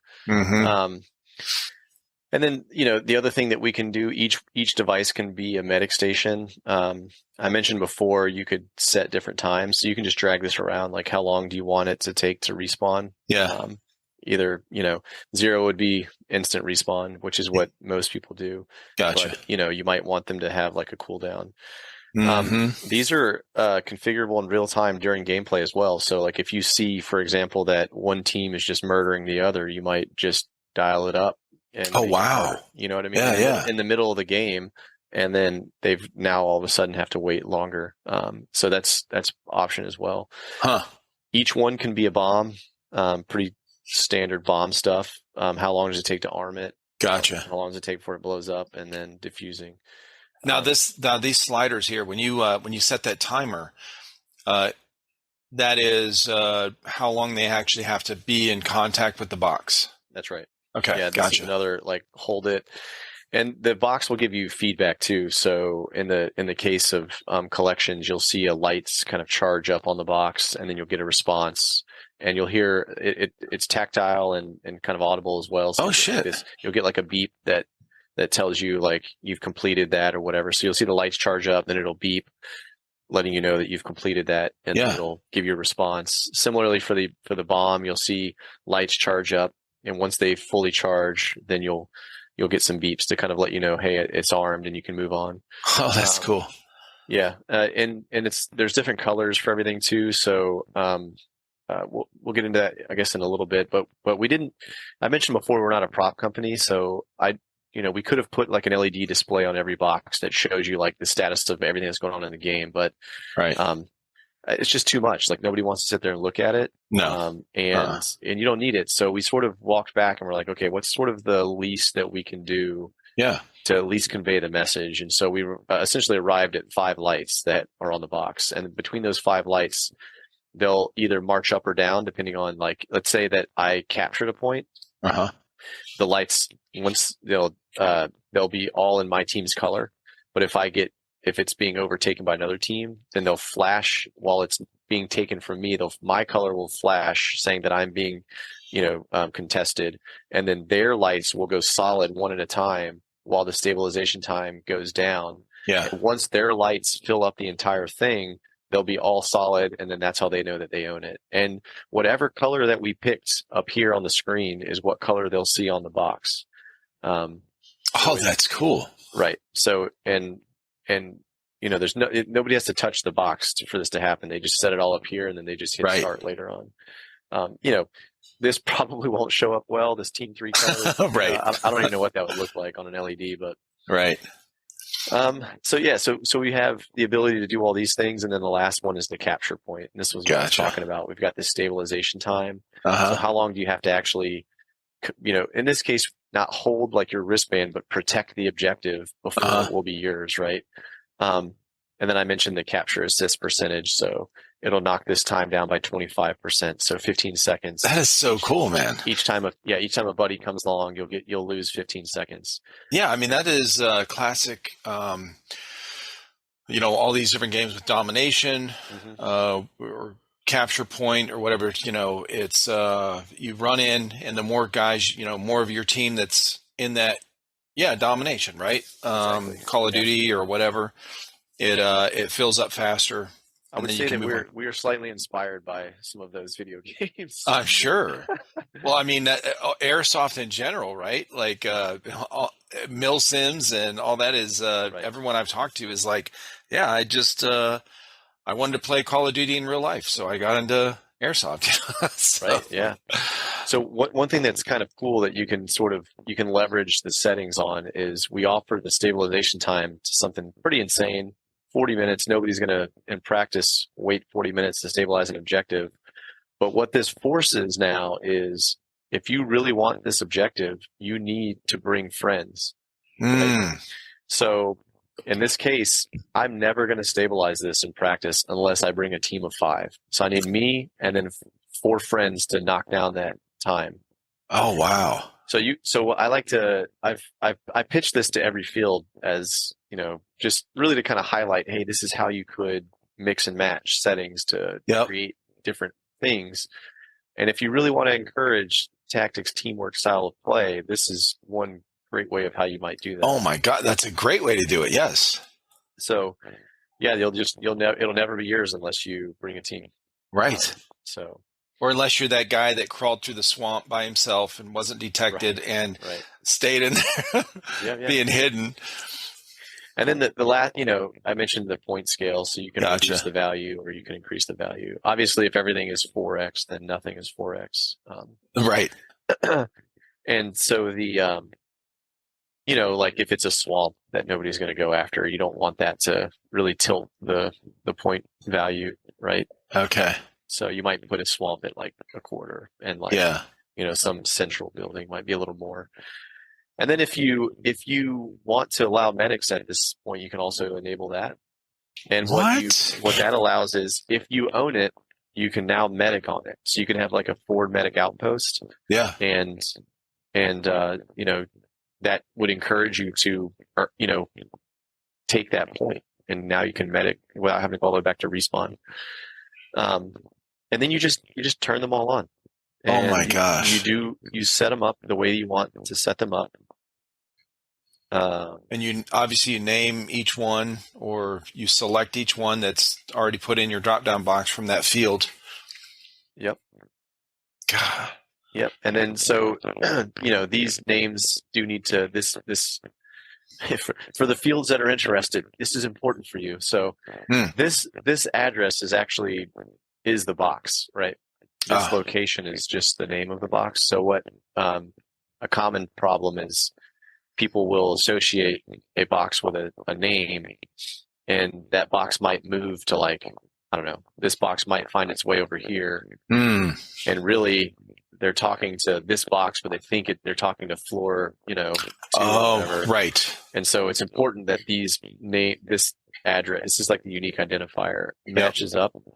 We've made it easier for fields. So what they do is when they make a new configuration, they just copy from a different one, and that'll like populate all the normal locations, and they just, as long as they don't sort of change it, it'll be fine. But we've run into that before. I get calls like, "Hey, it's not responding," and it's like, "All right, well, just make sure you're talking to the right box." So when you set it up, the boxes, once a field, let's say this field here, they say, "Yep, we want this system." When you set the boxes up for them on the field? I will typically, when I go out, I'll help set up the field with boxes in the right. And those are mounted on something, like they're stationary. So the issue you were talking about, where they get them mixed up, is not on the physical location. They don't take the box and move it, right? Usually. It could be both, actually. So they could change the setting in here, right, to like tell it it's somewhere else, and it not actually move to that place, or they actually did physically move it. Oh, okay. So these are all they're all wireless, and I don't have the antenna on, but there's usually an antenna. Yeah, and they actually are mobile. So I do encourage fields to. Motor City does this actually with one of their games, is they use a mobile point. You can run around with it. It's fine with me. And so I think they actually put it in a shopping cart, and they have to try to move it from one point to the next. Oh, shit. Oh, that's cool. And they use it as a collection point. So while they have the shopping cart, they're with their wristband on it, and they're pushing it around, and they're shooting and stuff. What? And they've got to try to move it from one side of the field to the other. Okay. But yeah, they're battery powered and all that good stuff. So there is, there's a need to get them and do stuff, charge up the batteries or replace them or whatever. Yeah. And, okay. Well, when we designed them, we used standard nunchuck batteries. So every airsoft field has dozens of those laying around. So we built it to accept a nunchuck battery, and it'll last like 10 hours on what? Standard nunchuck dude battery. Okay. Yeah. So you guys built these boxes? Yeah, they're all custom made. So let me rip another one apart. Shit. Ugh. All right. Reset your mic real quick too. Yeah. If you don't mind. Yeah, go ahead. I am so first off, I'm super impressed with how much is involved in this stuff. Oh, it's very. How much of you guys, that you guys have put into this, and yeah, man, wow. I mean, I must have worked like, if there was 25 hours in a day, I found them when we first did this, because Balahack kind of was like, hey, it ended up being January. It was like January 6th, I think, was their first Selena Gambit, and we must have hatched this idea in like late October. And I mean, we were like, we can't screw this up. Like, it's got to be good. So in 2 months, we put together. And actually that one we used 2 sets of hardware because we weren't sure which direction we wanted to go. Gotcha. So the buddy of mine and I that started it, he chose one hardware set and I chose the other. And then we sort of had a competition as to which we would move forward with. Luckily, all of the we'll call it the command and control side of things is sort of the same for both. It was just Gotcha. which hardware is going to go in the field. Yeah. But here's actually what one of the boards looks like.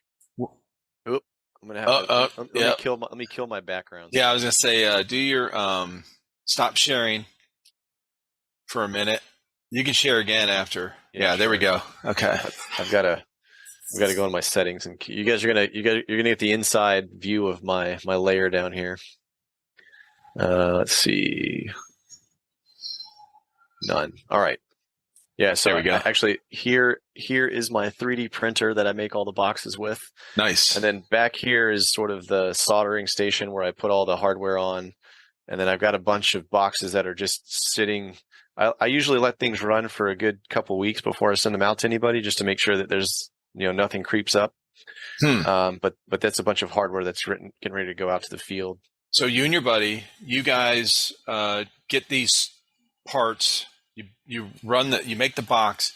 You build this circuit board. Yeah.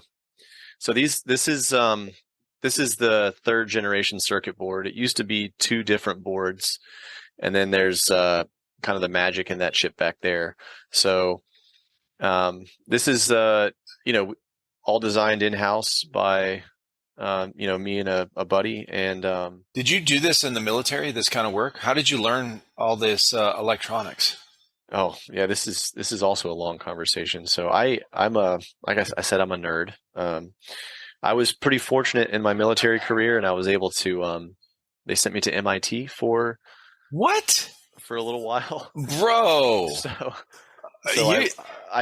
while I was there, without taking this conversation completely off the rails, my thesis work was distributed autonomous swarms. It was all about sort of like collective data aggregation and how do we do larger computations distributed across a network of distributed node. These were buoys. They were on the water. They're about the size of a basketball.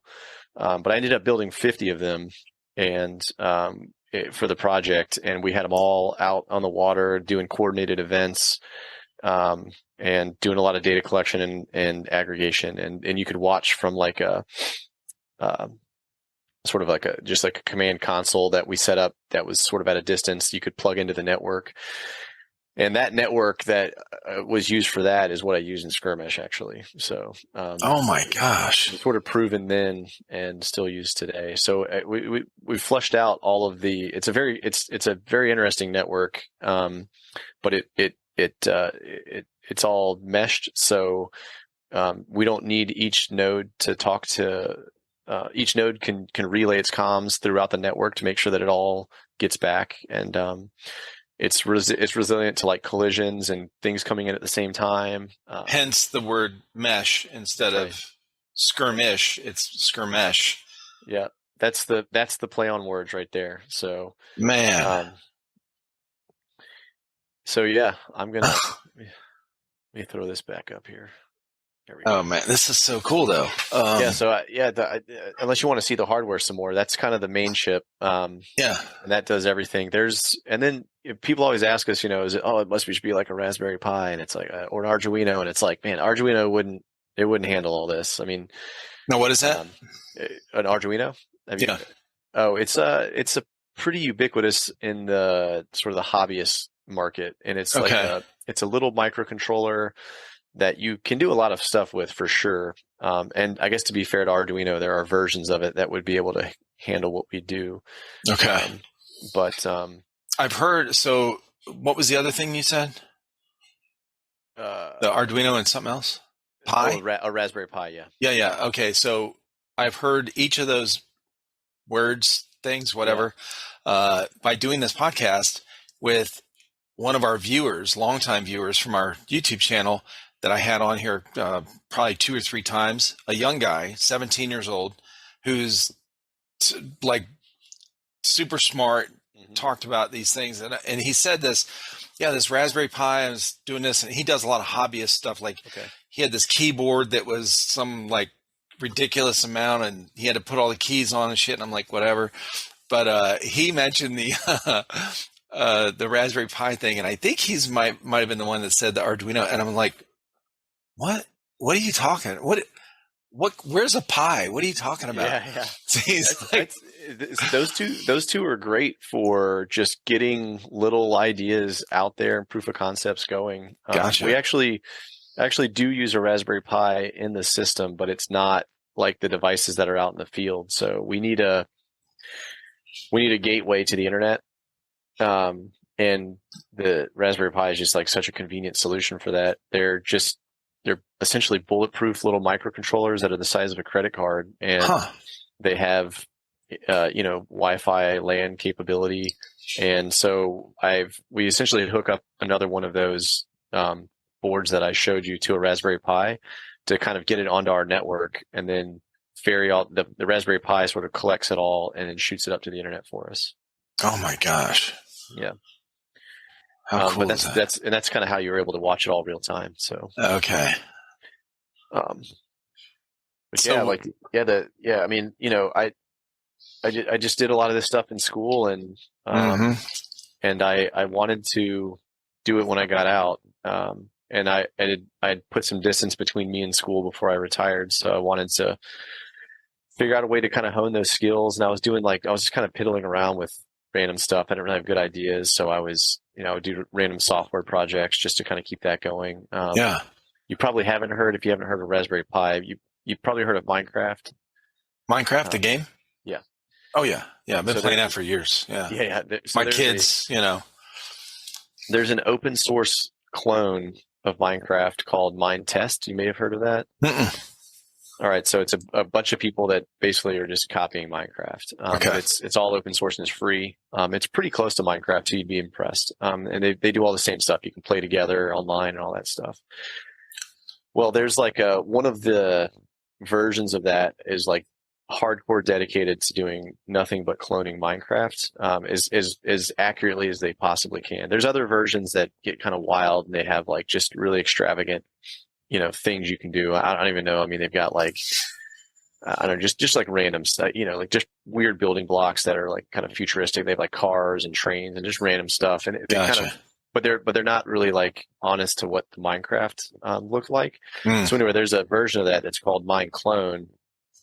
And one of the things that I'd done trying to just kind of keep my software going, I was also trying to get my son wanted to play Minecraft. I didn't really want to pay for it. I also thought it'd be fun to like get him to do some stuff that I like to do. So I was like, hey, here's this like mine test that we can do together. And look, I can code up stuff and it'll do whatever we want. And so the first thing I did was I made this like atom bomb that like blew up like half the world. And so he thought it was hilarious because like I would set this thing off and it would just make a crater like as far as you could see. So that was pretty cool. But and then what I got into, he didn't like it because it didn't have the potions. They didn't exist yet. So I actually wrote the entire potion library for that game. So like all of the, potion tipped arrows and splash potions and visibility and life and all that kind of stuff. I wrote that entire package, and I'm formally credited on the Mineclone GitHub, credit list for having done that. Oh my God.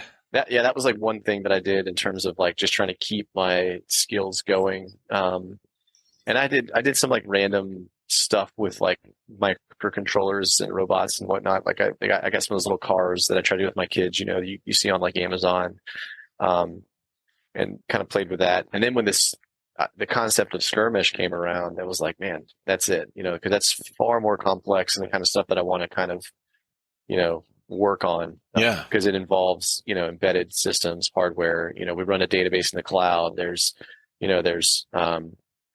web development, front end, back end stuff. Right. It just brings it all in. So it's the full stack. And so, I just kind of was, kept doing that and for real. So this is obviously very interesting. Just did not even have a clue how in depth all of this stuff was. Now, like I said, I try to get, I do some research before I talk with people. I checked out your website, I looked at all these different things. There were some of the things I didn't know what I was looking at. That's what I was saying. Like, what were these, the playbacks I was looking at, the green lights that were flashing, those are the respawns. But, I did not know you could do this much, with that system. And one of the things that I had mentioned, I think it might have been when I was talking with Honey Badger. I don't know. I've been talking about this for a couple months now, bringing it up, like someone starting a competition for, or a test maybe for milsim teams, to test their skills as a team, and a way to track that and some points to get for that, for completing this competition, and I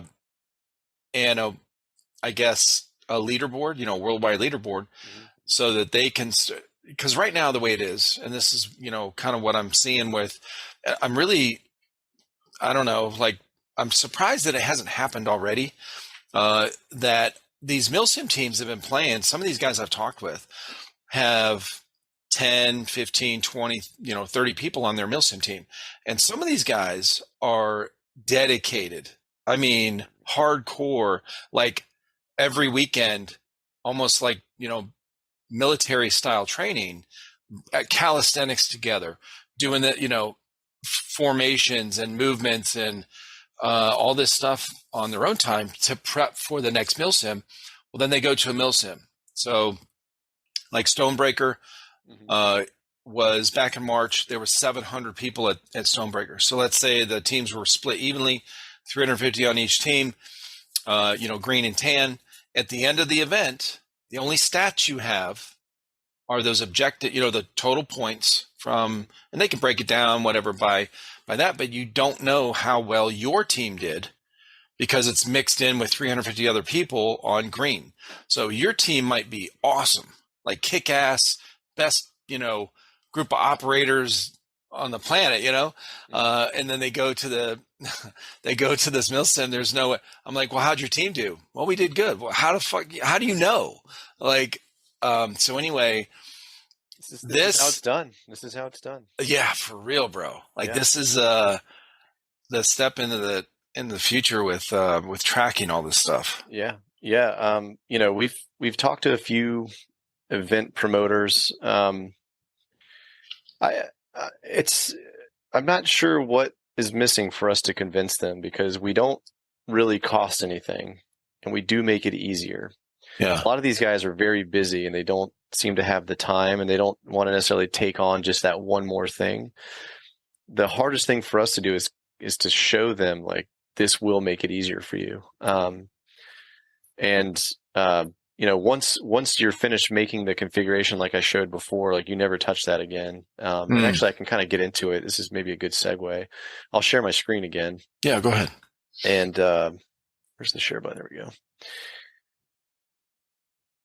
So all they need to do once they've made the configuration is they click on this gamepad to start a game. They pick, like, what am I going to play? And then they just get to playing. So there's a couple things you have to do before you start. You have to register players to a team. So I'm going to let's see, just make sure I'm talking to the right one here.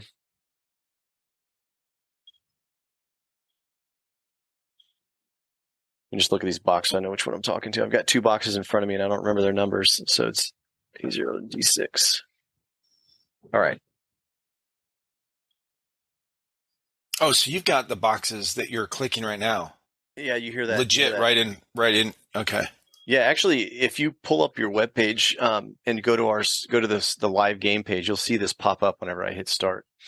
So you'll see. So I've got this. I just selected that this box is going to register the blue team. And if I wanted to switch and say, okay, instead of registering blue team now, register the red team, I just select red team, and you'll see the lights move right away to red. Right. And what you'll see too is, like, in the map, it'll let the person that's controlling this know, hey, you're registering red team at this place. So the one extra step that we have to do is we have to know who's there. So before you start playing, you have to tell us, like, what team are you on? And that's just something that we can't really get around. Sure. There's just no other way to know. But we do make it flexible, so you can register them all over the map if you wanted to. But typically, everybody goes to a spawn, and at the spawn is the right place to do it. But this, so I'll set it to register blue team. And what's also cool about this is I got ace 0 in front of me. Let me see. I've got two in front of me, so I just want to make sure I got the right ones. Gotcha. Okay, so I got blue and I've got a red one. This other one's in front of me here. So whenever I take a wristband and I go to register, it's this fast. So I'm gonna swipe through, and what you heard was it beeped twice. That was because it was so fast that it registered me twice. Holy shit. Which is fine with me because the system will figure it out. But what you also see is it counts up here. So I say, okay, I've got one person on blue team. Yep. I'm going to add some more. So I've got. Yep. Do you see them count up? I see. I'm gonna register some on red. So you see the count go up. And then what's kind of cool too is I can also say, oh well, I think one of the players on blue is really good and the other two on red are really bad. Let's just move them over there. So I'll tell that player to go to that respawn and scan in. Oh. As he goes there, now he moves. Right. So he goes down one and I got the up two. Gotcha. And that's sort of, and if you wanted last minute, you can fine tune your rules, like giving people more deaths in the game. And then all the field does from this point, and you'll hear behind me a bunch of beeps when I do this. And what you'll see on your screen, if you're on the live game page, is you'll see it pop up. So I hit start, and you hear. Oh yeah, it just came up, dude. I'm on your website over here. Yep. And what happens is all of the devices get told to go take the mode that they should be in for this game. Right. And we're basically ready to play now. So yeah. What I'm going to capture one of these points. Okay. And you should see it go live. Yeah, it's like real time, right? It's the second that I mean, as soon as you did it, bro. It is. And here's another one. Oh my God. And if I'm another team and I go to capture it, it's real time. Oh my God. And you see the points go up in real time as well. Right. Nobody's died yet, but I think that I allowed people to respawn on this one. So let me just double check it. It's D6. This is crazy. So this one doesn't allow medic, but just for this, I'll allow it. And then like I said, it'll do it in real time. So I allow it. And so since I own this, and this is a blue team tag, when I come here, it'll let me respawn. And you see it went green. That's letting me know, hey, you've used a respawn, but you're alive, you're back in. And if I look at the respawn count now, it's less one. Yep. My deaths are up. And so on yours, you should see like a couple of people on the scoreboard. And I'm going to respawn this guy until he dies and he stays dead. Medic. Oh yeah. Medic at poise respawn. Yep. And then if I do it again, that should be it. So now he should show up candy striped on your screen. There should be a player on the blue team that's. Oh my God! Yes. Yeah. Okay. Yeah, because he used his respawn. So I can't believe how fast it is on your website, though. Yeah, it's real time. It's instant. So this, mind you, this right now doesn't have an antenna on it, and it's still working in my house. That's how we spent a lot of time. Going through design on this to make sure that it would work at range in large fields. So this was, like I said, we cut our teeth at Ballahack, and that's a 99-acre field, and we only needed 20 of these to cover the entire 99 acres. Holy crap! So with the antenna on, I will tell fields, and in our contract, it's 100 meters point to point is like guaranteed. You'll never drop a comm. What? In reality, I can do 1,000 meters. I can do a kilometer on this. Oh my God. But all the fields listening to this, I will never agree that you can do that. Right. Yeah. But there's obstruction. I mean, so like I couldn't put it in like a steel box and get that range, right? Gotcha. If like a fog rolls through, that will affect it. Oh, okay. But 100 meters point to point will be through most any terrain, foggy day. How about rain? Trees. We don't let them get wet. Okay. They're not gonna just explode, but it's a high bar to set to say that you can go let it get wet and I'll still fix it or whatever. So it's got to be covered, but I'm saying as far as signal goes. Oh, signal will be fine. Yeah. Why does fog affect it? Well. So fog will affect it, but it's not going to reduce. So at 100 meters, it will cut through fog, rain, and all that stuff. But like the 1,000 meter thing that I mentioned before, Gotcha. if it's a clear day, good line of sight, 1,000 meters, no problem.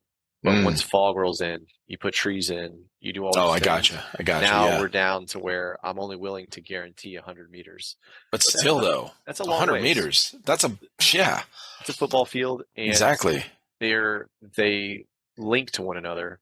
Mhm. So you could have one, you could have one a mile away as long as you have some in the middle to get there. Right. So the only requirement is that at least one of them talks to we call it the controller, and that's kind of the gateway to the internet. Gotcha. At least one of them must talk to that, and then every other one needs to talk to at least one. And as long as that's true, then it'll hop it around and know where it needs to go. But yeah, it's great. It's real time. It's very fast. Okay, so I just tried to capture red with the guy that was dead, and it rejected it. So that's what I should do. Okay. So I'll do it with the guy that's alive now. Yeah. But yeah, it's real time. So as soon as I swiped it, and what you're seeing is the lights flash, like I said. So blue team is losing it. That's why blue were flashing. And then what you'll see is the red lights will slowly go solid. I'm going to turn down the time it takes just so we don't have to wait forever. But you see that, okay, there's the red light counting up. Yep. This will take a full minute. I'm going to... Oh, that's cool as shit, dude, on there. I'm going to go a little bit slower or quicker so we don't have to wait the whole time. But right. But yeah, so now it just shot him up to 4 out of 5 because I lowered the time. But once the time, and that's how real time it is. I lowered the time, and it in time told this thing, "Hey, don't wait so long." Like instantly.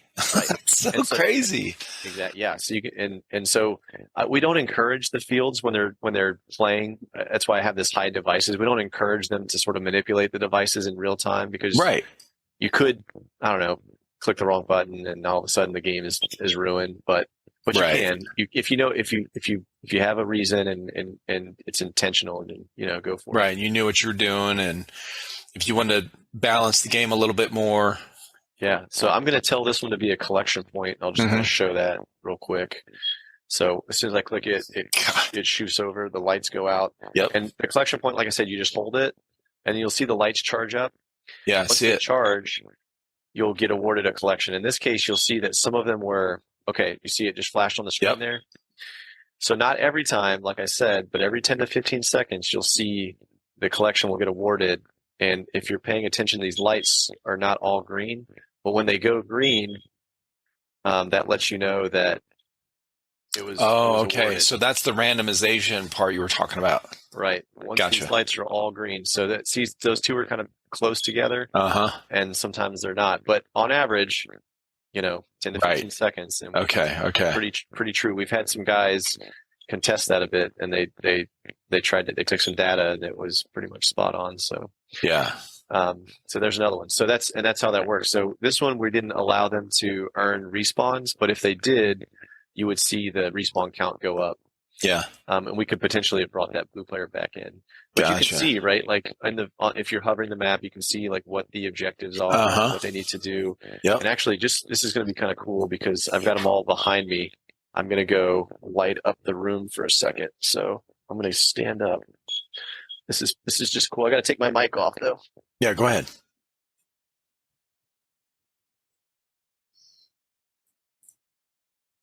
Holy shit. So anyone that's listening to this instead of watching it, what he's doing right now is tapping all these boxes he had behind him, and the screen, the map, it's registering all these boxes. Yeah. So the points are going up. Holy cow, that's crazy. So all these different parts of the map are just blinking like Christmas trees. Well, red versus blue, kind of. Yeah.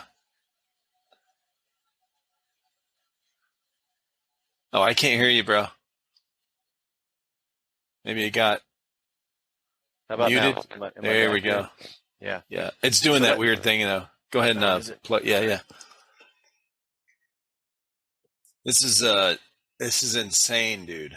Isn't that so? What'd you do? You went and just tapped all those boxes? Yeah. So I've got them all. They were all sitting on the bench behind me. They're set up for Right. ship out. So I just hit them all real quick. But that's how fast. I mean, I can do. I mentioned earlier about the comms, right? I'm not worried about multiple comms coming at the same time, colliding and all that. It's all been sorted out. So No, it's I just very can't. responsive. I can't. I guess I can't understand Why how, everybody doesn't want it right now? I know that's what I dude. say. Number one, well, I didn't. We haven't gotten to that. I didn't even know that there's field owners that you've talked with. Well, okay, I would guess that yeah, there's a lot of people that would say nah because they don't understand. Right. Um, and like you said, maybe they're too busy. They're stuck in whatever they're doing. How they've been doing things, and unfortunately, that's a real obstacle to progress. Is whatever just we're just going to do things the way it's been done, and that's it. Yeah, these are this thing is so cool, man. This is definitely what I was a system I was thinking about. It might have been actually when I was talking to Honey Badger. Maybe that's why he brought you up. I don't know, but it was this is exactly what I was kind of talking about. With this is the kind of system we need to do these competitions and all this kind of stuff. So yeah, man. I'm gonna do the bomb real quick. It's pretty cool.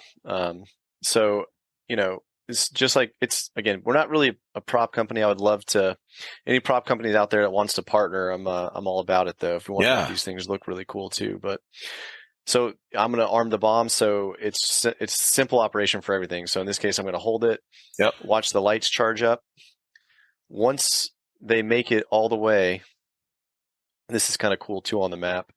I'll get a response that says, "Hey, I'm armed." Yeah. And now look, the map is it's flashing. Yeah. And so it'll flash in the color of the team that armed it, so you know who armed it. The fuse will light up here, will count up on the box, so I know when it's about to blow up. Oh shit! Once they light up all the way, and you can look too if you hover, it'll show you like how much time till it detonates. Oh my god, 3 seconds. Okay. Yeah. So it's about to do it. So you'll hear it detonate. So it's detonated here, and then the map will sort of show. Yep. It'll sort of pulse between the team color and like a kind of a burnt brown, and then you'll see these lights flash like this in the local area, and that's just it. Like it's blown up. It blows my ears up. Probably blows the podcast up too. No, it actually, I think your mic cuts it out. Oh, cool. Yeah. So that's it. And then the only way to stop it actually is to turn the thing off or switch it a different mode. Oh shit. Okay. So like you've blown that whole area up. So it's cool. So and all of these boxes can be that at the same time, and I could go through and I could switch all 10 of these that are on the map as in play to a bomb, and you could run around and arm all these bombs, and the whole map would just blow up. Nashville used to play that game mode a lot. I'm going to go ahead and end this. Okay. Unless you want to talk about anything on here anymore. But, no, dude, I'm that's fascinated. That's how easy it is for fields. Like they set that up and then they never think about it again. And then they have a list of things that they choose. They just pick one, play it. And then when they're done, they hit end. It'll make sure they really want to end it. So I get this pop up. And then it turns all the boxes off. You heard the beeps behind me. Yeah. And then they're ready for the next one. They pick, okay, this time I'm going to play search and destroy. And then they just tell people, get out there, register up, and hit start. That's it. So super easy. And then because everything's sort of in the cloud, Delta doesn't have a map up here yet for themselves, but now if you go to the most recent games, it's available. You can go to it, click on it, it'll replay. You can see, hey, this guy died, or ran out of respawns, right? And you watch the thing back in pseudo real time. And you oh do that my for every game ever played. 2,000 almost for KDK. It's wild. Wow. Okay, so those numbers. Oh, that's what I was going to ask you. Okay, I'm glad you said that. There's some hidden gems in there, just for me. Right. So these are the amount of games that have been played. Right, at each field. At each field. Oh, at each field. Yeah. So Extreme Airsoft Yeah. Yep. Jeez. High Ground actually played more in the 2 months that they were on the system than some other fields played in a year. Those guys are the most efficient, just animals I have ever seen in airsoft. It was pretty impressive. I hope that they get open soon. Yeah. They were doing some cool stuff. Now that's the so that's dependent on the whoever runs the field. They have a system that works like just phenomenally well. So they have this area here is not really in play, and it's like a they've got sort of a like a factory floor kind of arrangement to how they go. So when a game is in play, they'll stuff people in this room and they're giving them a brief. When the game is over, these guys walk off, these guys walk on, and they set the game to start, Oh, and then they let people fill this room again. And then once it gets to a certain capacity, they shut the door and they start the brief, and then they just keep doing that. so there's some teams are on the field playing very, very constant, pretty much almost nonstop. Right. I don't know. It maybe 1 minute in between. I mean, it's efficient. Like they do 4 games an hour is their goal, and they like really do 4 games an hour. That's awesome. Yeah. So, and they'll get a lot of people on the field from time to time as well. Okay. I think let's look at. Well, that's a good field to be at because that's Evike, right? Yeah, it's one of their outposts. Right. Yep. All right. So what has been the biggest obstacle for some of these field owners, like what to overcome? I guess why doesn't every field want to have this? What would be? I don't get it. Yeah, and if I could accurately answer that question, then we would be in every field, I think. So there's, Do you think a lot of them are overwhelmed with like how? Oh, I don't know how we'd run it every time. I don't know. That's definitely part of it. Like, okay, there's a sense of I've had a airsoft field for a decade, and I didn't have this then, and I don't see why it's going to make it any better for me to have it in the future. So there's a sense of just sticking to what you know. Yeah. We definitely don't have the best marketing material. So a lot of our sort of public facing stuff is for the player. Right. And really what we need is something to educate the field to just understand what it is we do, how complex it is. Mm-hmm. I think the complexity also scares them as much as the sort of promise of what we offer. So there's that. So it's probably a combination of, it's complex. There's sort of the unknown. They do have to do a little bit of an extra thing now to play. So now everybody has to have this extra step of registering. It doesn't take away from if High Ground's not an example of somebody that this doesn't slow down, then nobody is. I mean, those guys 4 games an hour. Yeah. With new people coming in there, getting briefs like that. And they're all tap, tap, tap. There we go. Mm-hmm. Yeah, it's very fast to get registered on. It really doesn't slow the process down. So they obviously have some people there that are running it, and admins or whatever that are like that understand how this works and understand how to funnel people into this process, quickly and efficiently to go to not only explain how to get set up. Here, put this thing on, tap this right here. And then when you get out there, you tap it at respawn and you tap it at this checkpoint or whatever it is. Yeah. So fast, but they have to understand it. Now, would you guys, do you think it would benefit you guys to offer a box or boxes, whatever, that they could purchase that are, there are no, that it's set for that, and you could just like label the box, domination checkpoint A, and you stick it on that so when they know, hey, all we got to do is stick it on this part of the field. This is capture point A. It's 60 seconds to cap or whatever. There's all that stuff's built in. That way they don't have to go in and do all this shit. Now I know it would be if they want to change it, they don't have the options, but it would be like a fire and forget kind of thing. Like once they purchase it, they put it out there. All right, you're good. Yeah. So, I mean, that has definitely been a topic of conversation. It does hurt it hurts my heart with all the effort I put in that you would want to reduce us to what those guys with like the Arduinos are doing, right? And they're just because I've seen to whoever is out there that's doing this. It's I won't say that you did it before or after us. It's possible that somebody was doing this before with the counter and whatnot. But it's just so much more complex to do it the other way. I'll say what we do is we will set them up with like a half a dozen standard scenarios, so they don't have to like go and manipulate that. But it really doesn't take that much time. And inside of an hour, you can. For you. Yeah, for me, I don't know. It's not that bad. It's not that bad. But to that same point, one of our biggest challenges is, these like 16-year-old refs that know everything about the world. And, my business is with like the field I don't necessarily, it's not really my responsibility to train the refs, but we do. So I spend a lot of time just like trying to get refs to like, just realize that they don't know everything about the world yet. Good luck. Yeah, right.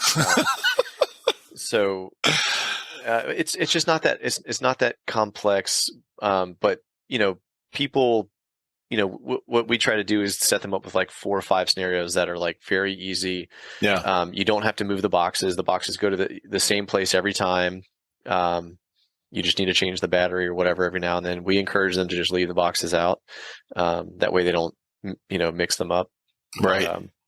There's an education piece for sure, and fields really do have to lean into it. I really believe that what you get back is like 10 times more than you put into it. For sure. I just went through all this, and it probably seemed like a lot, but I guarantee you do it like twice, and you're going to be a pro. So for me, and I'm not saying I'm the best or the most computer savvy, but I started. I understood what you were showing me. I think it's awesome. I think all those options, I'm totally fascinated and blown away by it. So I can appreciate the amount of effort and work that went into it. I used to build, I tried building databases with Excel spreadsheets. It was just kind of a hobby thing. Yeah. When I first started a YouTube channel, when I was coming out of being paralyzed, from an illness and stuff, and I was looking for other things to do. Wow. Yeah, I was. So that's for somebody that was paralyzed at one point. Wow. Oh, thanks, man. Yeah, I was. So that's how we started a YouTube channel. I was totally healthy my whole life. Marine Corps for 4 years after high school, 5 kids and 30 years of marriage, and my wife and I, and a handful of years ago, I was one of those guys, never got sick, never went to the doctor. I was like, I'm fine. Never took a shot, flu shot, no nothing. After I had enough shots in the military, Sure, and so and I stayed in shape. I worked out, I worked out a lot. Well, then just out of the blue, Guillain-Barré syndrome. I was fine. And then within 4 days, I was, I couldn't walk. So that lasted for a long time. And when I started to be able to walk again, I started working, I come down here to this office, and I'm like, okay, what can I do to keep from going nuts? So I started a couple YouTube channels, just messing around, just give me something to do. And then two of my older sons, who were in their early 20s at the time, started playing airsoft and with a high school friend of theirs. And I was like, well, let me film it. Let's, I'll start a new YouTube channel for it, whatever. Give me something to do. They're like, all right. And that's how we started our channel. So I'm glad that you're feeling better. I'm, it's unfortunate that you had to go through paralysis to get here, but I mean, Hey, All things happen for a reason, I suppose, right? it So, worked. I mean, well, I always joke because when I talk with people, I'm like, I was the last guy. I didn't like YouTube. I didn't like my kids watching YouTube. I thought it was dumb as shit. Um, I was like, put that away and go outside. Come on, I let's don't go let my do kids something. watch the stuff that's like kids playing with toys or whatever. Like, Yeah. yeah, So there's quality, there's content and podcasts that are sort of informational and educational, and then right. there's like mindless, you know what I'm Dude, talking about. listen, the mindless shit used to bug the hell out of me. When my kids were young teenagers, this thing called Vine, I don't know if you remember Vine, Yeah, I was do. a thing. It was like the original TikTok, I think, because I think it was limited to like 30-second videos. It was real short. And they were mostly comedy, funny little stupid things, whatever. And my kids would be watching, like laughing at this. I'm like, what is that? And they'd show me, and I had flashbacks of watching the movie Idiocracy, and I'm going, my kids are getting dumbed down. They're watching somebody get kicked in the nuts and eating spoonfuls of butter out of the Right. fucking Yeah. bin. I'm like, no, put that shit away. Let's go do something constructive. You're going to learn how to use a tool, how to use whatever. So Yeah, it's Wally too, right? So Wally and Idiocracy are yes. like the two greatest prophecies of our time. Oh my God, for real. It's really sad. Yeah. So anyway, but I was the last one to ever even think about doing a YouTube channel, and here I am. So, but during that time as well, I started doing these Excel spreadsheets, and I'm looking at. I didn't realize until I got into it how powerful some of those data collecting or entry or whatever you call it, tools are, and I'm like, holy crap! So as I start, and then I built a website. Not, I didn't build it. I use a service and just put things here and there. But I started building computers when I was just out of the military. Just basic stuff. Just putting buying all the components, putting them together, and building a gaming computer. For me and my buddies. And we'd play Unreal Tournament, Counter-Strike, all the old shit. And we'd have LAN parties. Well, so we throwback Counter-Strike, man. I grew oh, up on bro, that. Yeah, the original Counter-Strike. So, yeah. The original Quake. So we would lug our giant, towers over to a friend's house and hook up. There's like 18 of us. Now the bigger thing was, and heavier thing were the CRT monitors. When you had an 18-inch CRT monitor, we're like, man, that thing's awesome. Yeah. And you look at it from the side and it's like this deep and it's like 50 pounds. But anyway, so I do understand when you're showing me this stuff, how much work went into all of those different data points.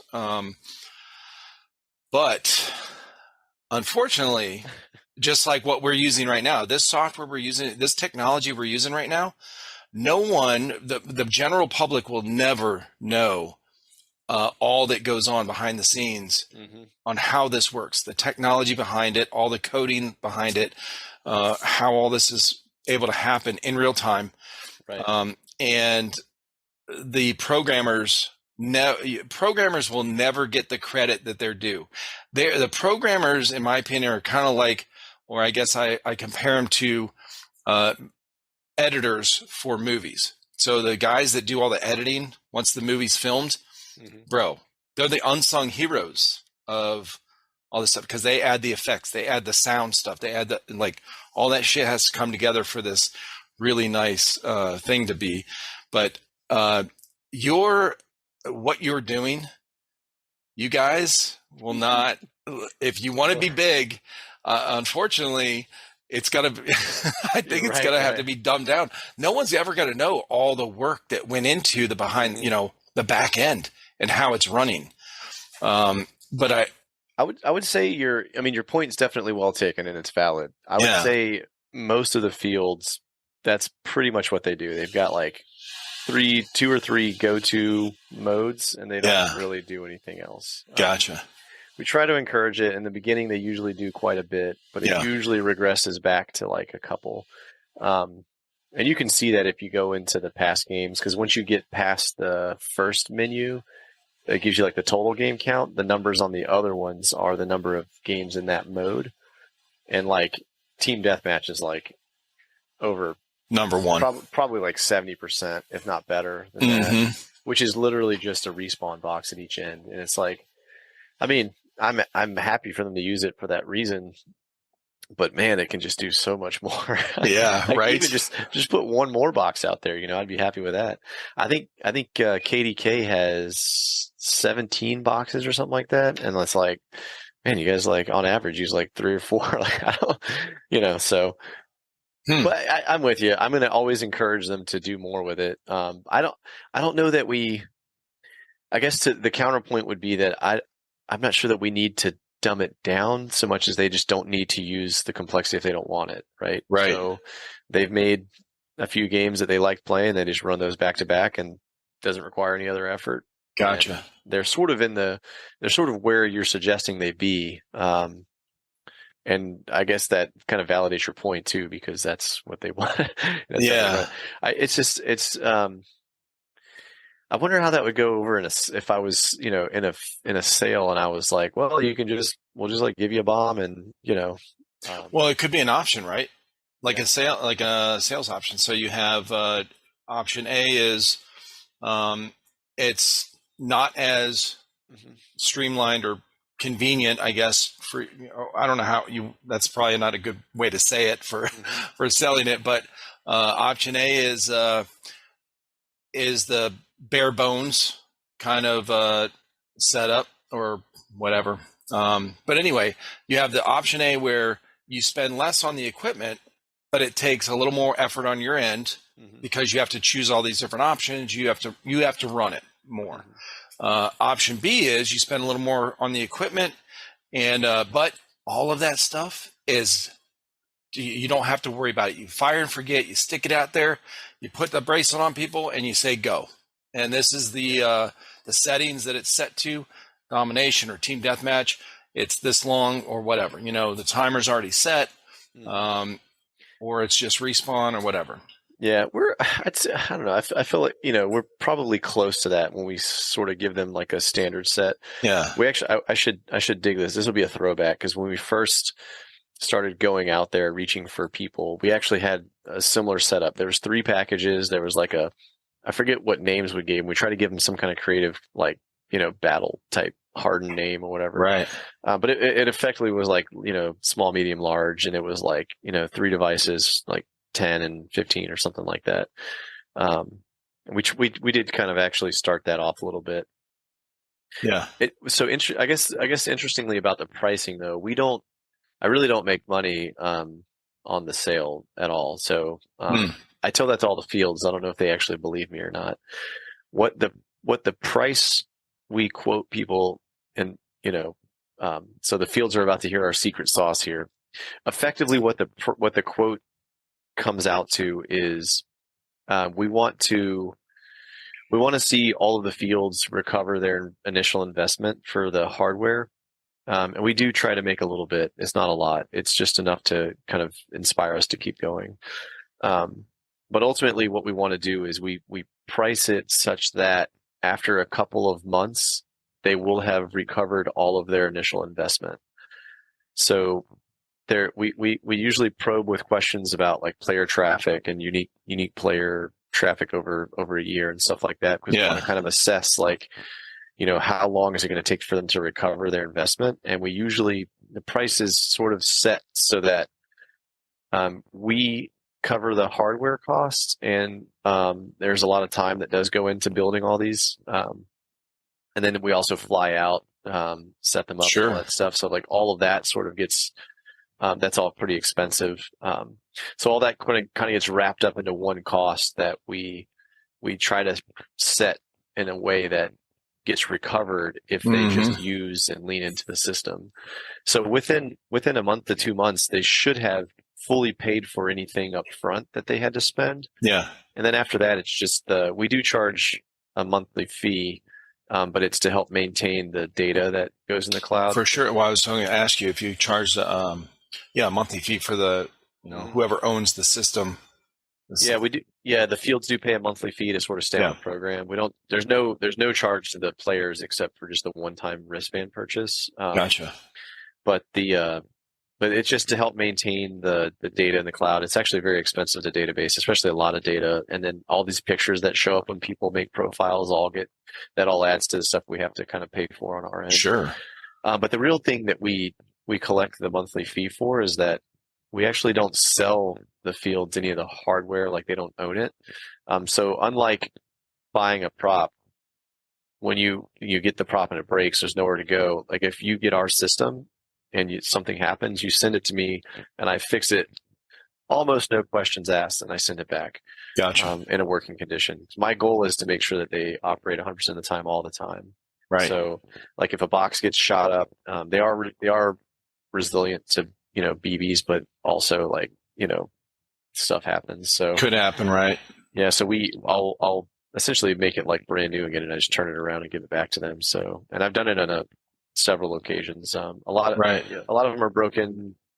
They get dropped or stepped on, or somebody like breaches a door and just like barrels into one, stuff like that. But yeah. So that's kind of our goal from the pricing perspective, right? And I guess I say that to say we try to eliminate any reason that anybody would not want to get on the system, as much as we possibly can. So it basically doesn't cost anything. You get a ton of extra like kind of features, gameplay. You give a lot back to the players, right? We're sort of establishing a community where people can, they can see each other play. They can share. They have stats now. There's a leaderboard they can compete on too. So, well, I think a lot of people would like to see, especially in airsoft, man. I feel like most people I've met and talked with, they're very supportive of companies that are doing things to support the sport and the community or whatever. And we all want to see you guys successful. We want to see these new advancements in ideas and technology or whatever used for the benefit of these games, and to benefit these individual players plus the teams and the fields. Like we want to see you guys succeed, and that is and part of that is making a profit. There's a lot of people that start doing things on that I've talked with that start doing things in airsoft after they play for a while or whatever, and I feel like they're hesitant to say, yeah, we make a profit, or they'll say, hey, we don't make a profit. The more you make, the more you're going to put into this, or else you wouldn't have started it. So like most people would know that. I know there's always going to be those dumbasses out there that they charge all this money for this, or you're always going to have negative responses here and there. We have made a profit since we started, but I can promise you it's not. Yeah, you're not getting rich on it yet. We were pretty close to having broken even. I mean, it's like I said, it's really just enough to keep us going, and most of the profit that we do have has almost entirely been rolled into new hardware. Like I said, that board that I showed earlier was the third version, so I've had to spend the time designing and getting those boards cut. So that all that stuff kind of happens in the background. So. Well, what is the obstacle for event coordinators?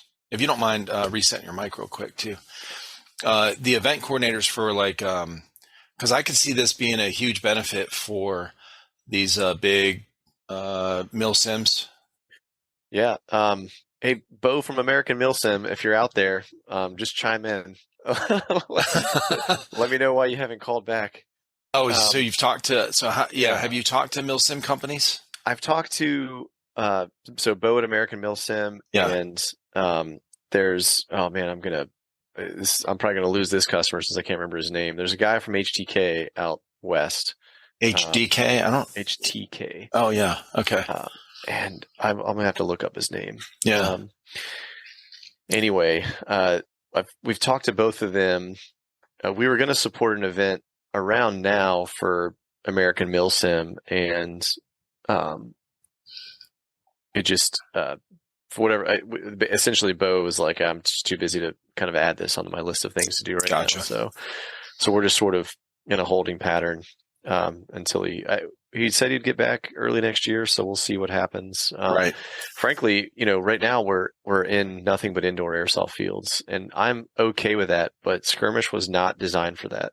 Right. It was designed for the milsim outdoor day long conflict, kind of stuff. Yeah. And that's what I would really love to see it employed in. We were in Balahack, if you're listening too, we did offer them early on. We said, hey, like, you guys can for free use the system however much you want, whenever you want. They're all outdoors, and I think that they for their average daily play, they didn't want to add sort of the step of going on a four-wheeler to like the back 40 to set up a device. Gotcha. Stuff like that. But right, because you have to switch the battery or something.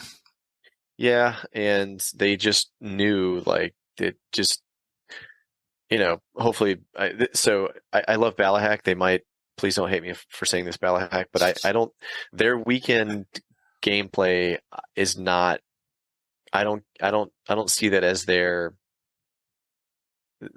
don't do it for that. So their weekend gameplay is just to sort of help pay the bills, and they're really, really low investment in like what goes into that. Gotcha. And I do like playing there, and but if you've played there a little while, you realize that it's a pretty cut recipe, right? You come in, you play, a few town games until people kind of fully, till the rest of the, people kind of straggle in until later in the day. And then when you get a lot of people, you'll play like it's like the same 6 to 8 probably scenarios broken up throughout an 8-hour day. Sure. Well, their big thing is are the LARPing events, the big events that they go all out for, and they have quite a few of those that are really popular. Exactly. So I think that they just didn't want it. They didn't want to do anything more than they absolutely had to do for those. Kind of the standard weekend and play. Gotcha. They just were gonna throw some refs out there and collect money, and that would sort of facilitate what they really like to do, which is those kind of the LARPing events, like you put it. And we've offered like, hey, we can support those too, but they're just so eccentric, and a lot of those events you really aren't even playing airsoft. You're just in another. It's like going to Disney World, but for airsoft, and you've got to like, you run around and collect bottle caps, and you might get into a gunfight, but you might go the entire day without firing your gun. That's true. Yeah. Yeah. Cause they have a lot of NPCs too, like the role play characters that really are just there to play the stand-in. But they do a fantastic job. I mean, when they do their Wild West events, they take time to like bring in a forklift, and they remove every car on the field because they don't want you to see a car and forget that you're in the Wild West. Wow. Yeah. So that's wild. Yeah. They go to extremes to really, really sell the events, and they do a good job at it. So, they called us about supporting their recent milsim.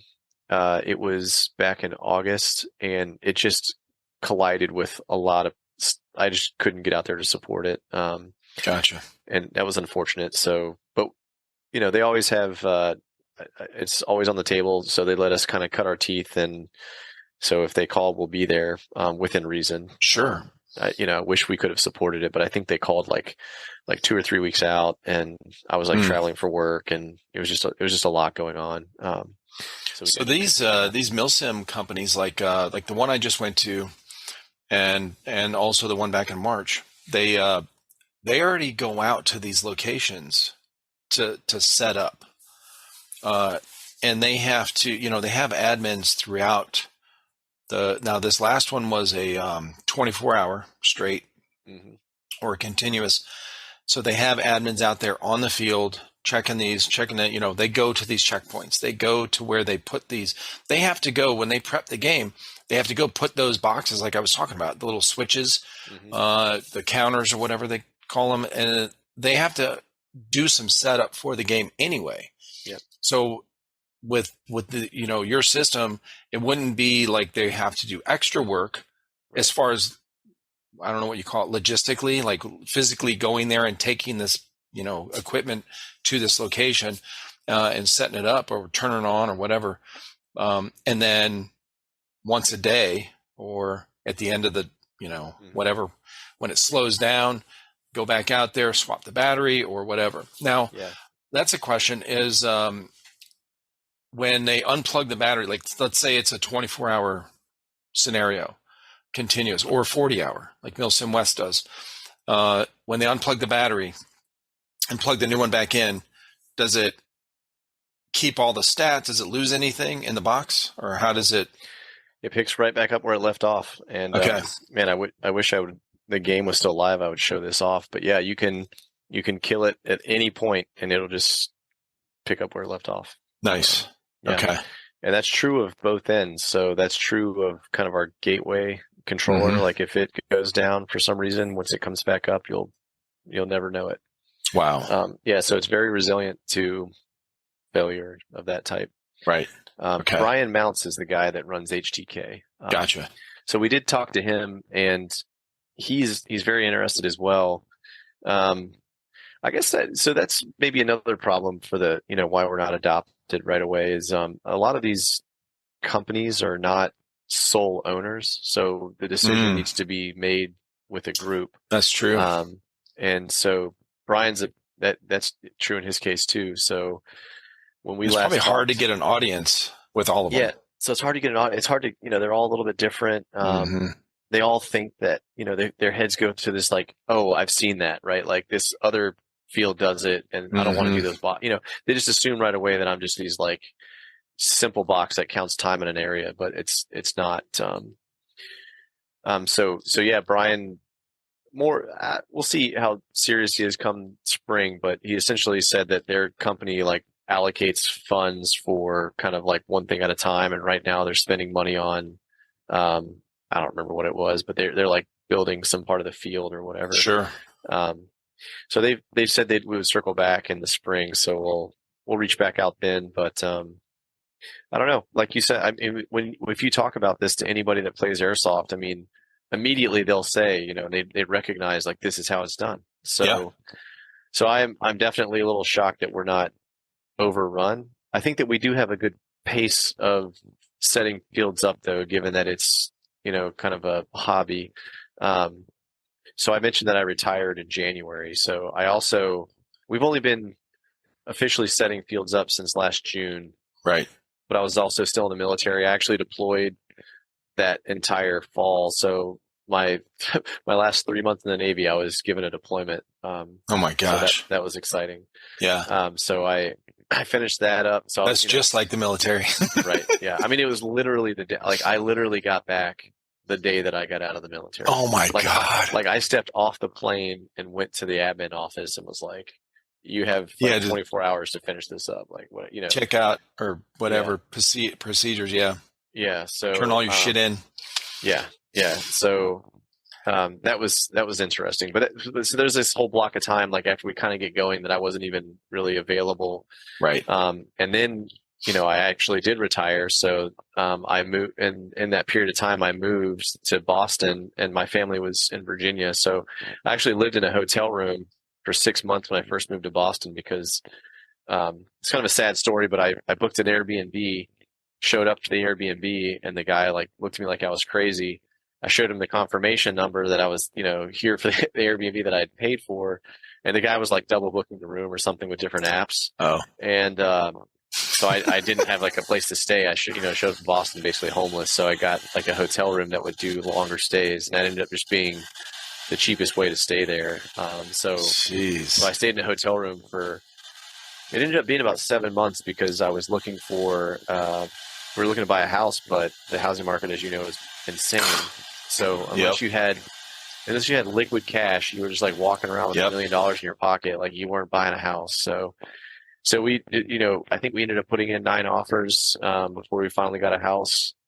Very happy with what we finally got, though. But anyway, why'd you choose Boston?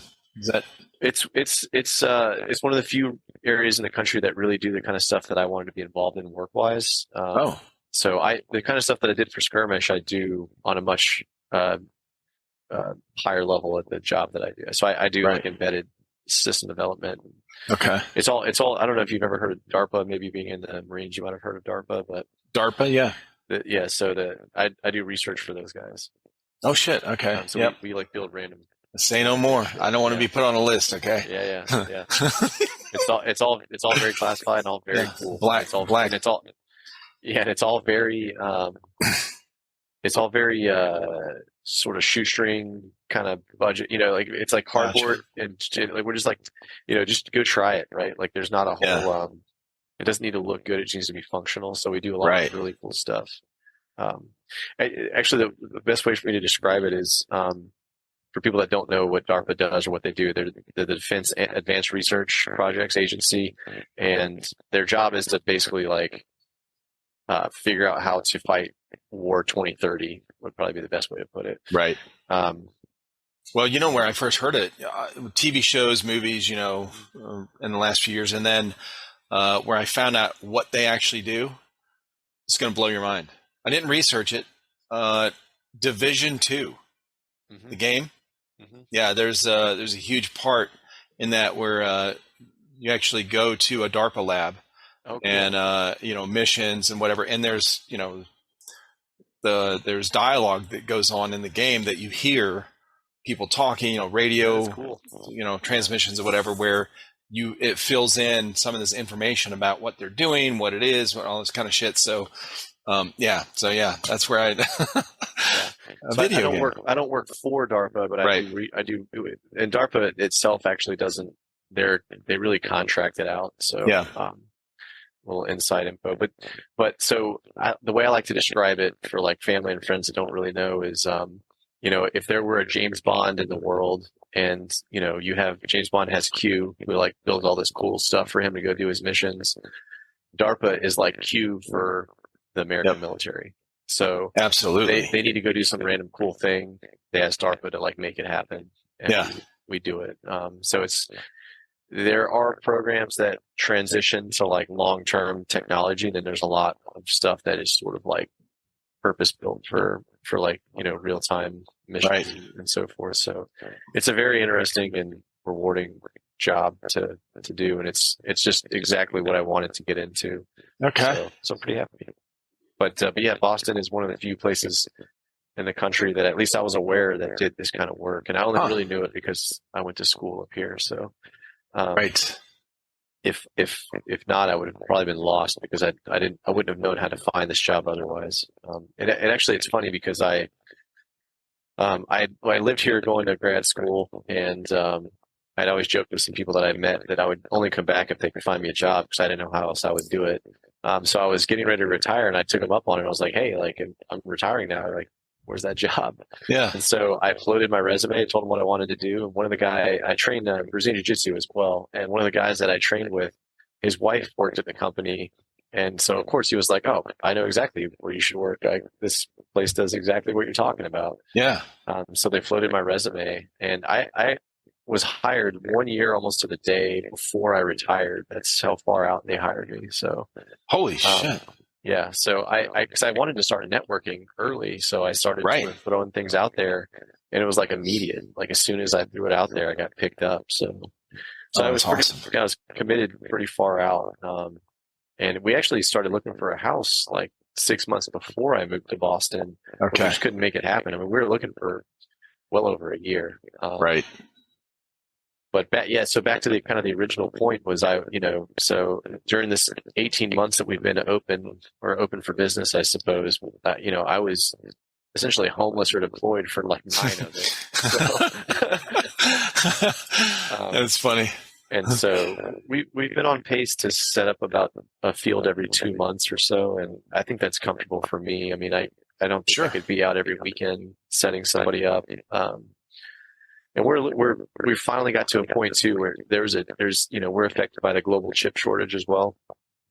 Oh, so right. There was a lot of sort of just hunting for suppliers and just finding the chips that we need. And we just got to a point in the last couple of months where we're pretty comfortable with our supply now. So like we can really open up to field more people a little more rapidly.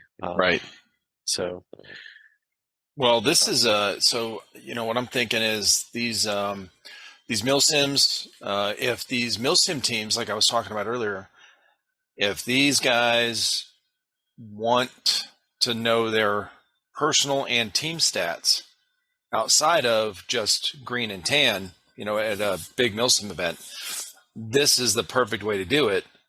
And this could be something where maybe that's what's going to drive the the fields or the event coordinators or whatever to right adopt this system is the the requests of the players. Um, so anyone that's listening to this, you guys, the teams I've talked with, the tacticians, the tryhards, all you guys that run your fields, all the infidels, the Miami infidels, Kentucky infidels, all you guys that are really committed to training with your team, and you want to see the results on the field at these big milsim events, this is the kind of shit you need right here. You need skirmish. So you need to start talking to these event holders, which a lot of these teams I've talked with, Brandon, are really, because they go to so many milsims, they're really connected with the event coordinators, So it's, that I think that's maybe where start reaching out to these milsim teams that are very dedicated and have, they're in the know and they're connected with the event coordinators. And a lot of times they, and a lot of these event coordinators are really open to their, feedback from the players. Mm-hmm. So if they start hearing this request, maybe that's the spark that needs, or the kick in the ass or whatever it is, get that kind of word out there. Cause I think honestly, it's like what you said, I think they're busy. So this event we just went to was just last weekend, right? So they have the event coordinators, the event hosts that ran that one are hosting another one a month, almost to the day from last weekend. So once they wrap up from that weekend, there was hundreds of people, and it's a big event.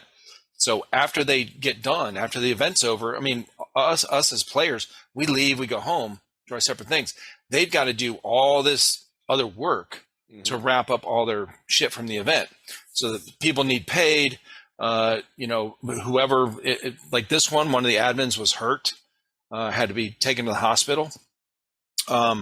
There's all kind of shit that happens after the event's over. So they're busy as hell, and they've got another event in a month. So, and it's at a different location than this one. So all of that, renting the field or whatever all the legal shit that has to happen. And most of these event coordinators, it's not like they have a huge team that work on those type of things. They have a handful of admins that will be at the, event or whatever. But a lot of them, it's like what you guys are doing, these small businesses like this that handle big events. It's a couple of guys that are running the whole thing and, multifaceted, legal stuff for this, the waiver thing for this. And then they try to incorporate what you guys are doing, like the online stuff. A lot of them don't have a lot of experience with it. So it's, believe me, I don't envy them. I think that there's a lot to do. And, I'm the kind of guy that I like to bank at the same bank, right? Like, for sure. I get friends like, hey, why don't you have an American Express or Discover? It's like, I don't want to, because my bank doesn't have one. Like, I don't want to change. I don't want 5 accounts, right? So I can imagine like if, like you just mentioned, right? They've got like a waiver and then they've got this other, and then so now they've got to tell a player, okay, go to this site and sign up for this, then go to Skirmesh and sign up for that. And then and that I do understand that. And so one of the visions that we would like to get to is we bring all of that in so we could handle that under one roof. That's a lot of work and that's a high bar. So we would, the fields that we would, in these early days, it's just not going to be there right away. But No. that's the kind of stuff that if we get enough sort of traction and interest, and I can, kind of be encouraged to put that much more time in for that kind of stuff, that's what we want to do. There is, we didn't go over it, but there is an event section on our website already. So you can, if you're a field, you can like put your event out, and there's a, right now there's no events there, but there's like a little calendar looking thing on the sidebar. So if there's an event available, you can go, and if you can set up the event, and if you're a player, you can go into the event and you can click and register. Right. But it'll say like, who's there and all that, so you can see by like who's gonna come. Yeah. But we don't collect money and all that kind of stuff, but that's just sort of like a bit of a formality, sort of the next step. Gotcha. But there is some groundwork, we'll say, to sort of try to alleviate that additional step that we would otherwise be. So, but we do want to make it worthwhile for whatever event planner does get to us first. So it won't, we'll be there in full support and probably run the entire thing. Just because we want to make sure the first one is successful. Kind of like a founder getting in on the ground floor, kind of founders thing or whatever, where they get some, say in what happens, or what get some extra bonuses or benefits from, putting your system in place first or whatever. Yeah. And like I said, it's all our sort of, when we give fields like a setup price, it's usually about how long is it going to take for them to kind of recover it.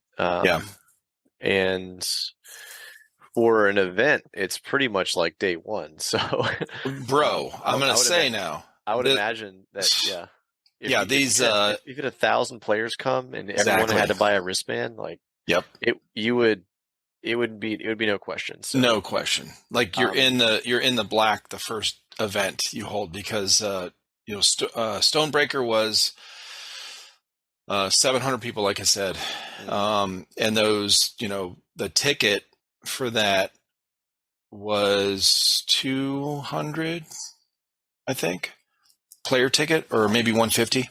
So they wouldn't be upset if they paid an extra $10. Probably. That's what I'm saying, right? Yeah. Dude. So for sure. I would love to see this system in place at a MilSim event.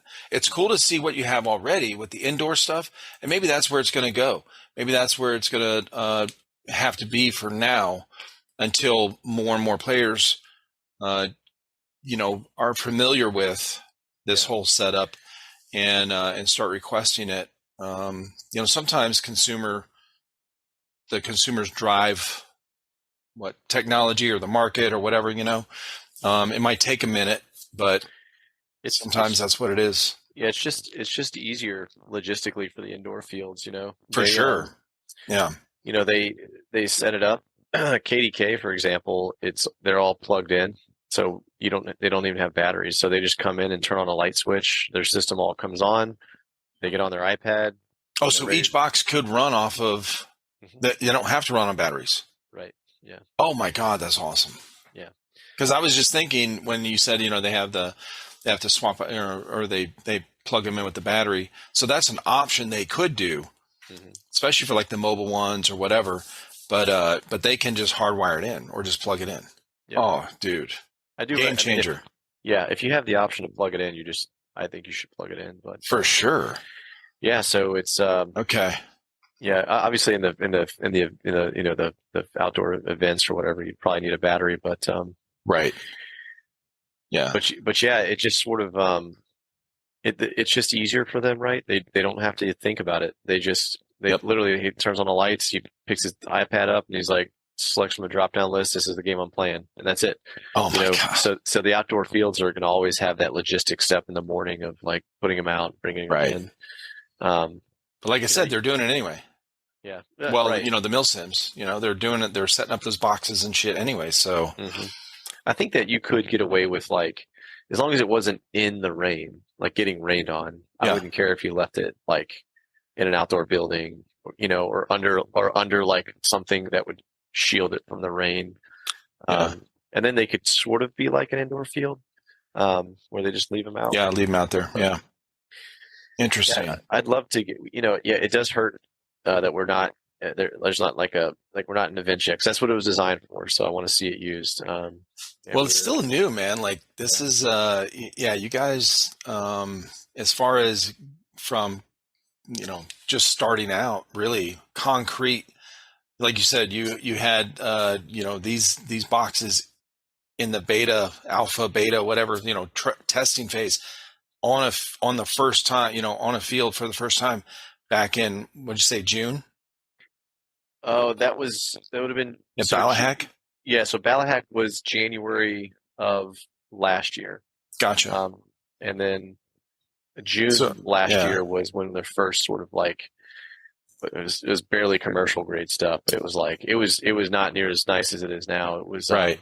We actually laser cut some guy down the street had like a laser cutter, and he cut plastic for me. So I like cut the plastic into like little castellated edges that you could form into a box, and then I glued it all together. So it was like it was a project case from it was low budget, to put it that way. We definitely weren't making any money back then. But, yeah, for sure. Yeah, but I mean, so like just less than 2 years, basically, from the time you guys have, so you haven't been around that long. High-tech system, it's going to take some explanation, and, it's going to take a lot of talking and explaining for most people to grasp what are the benefits, and I think you guys are in a really good place already. I'm just watching this live stuff right now. I'm watching one of the live matches right now, and this shit's cool, man. But anyway,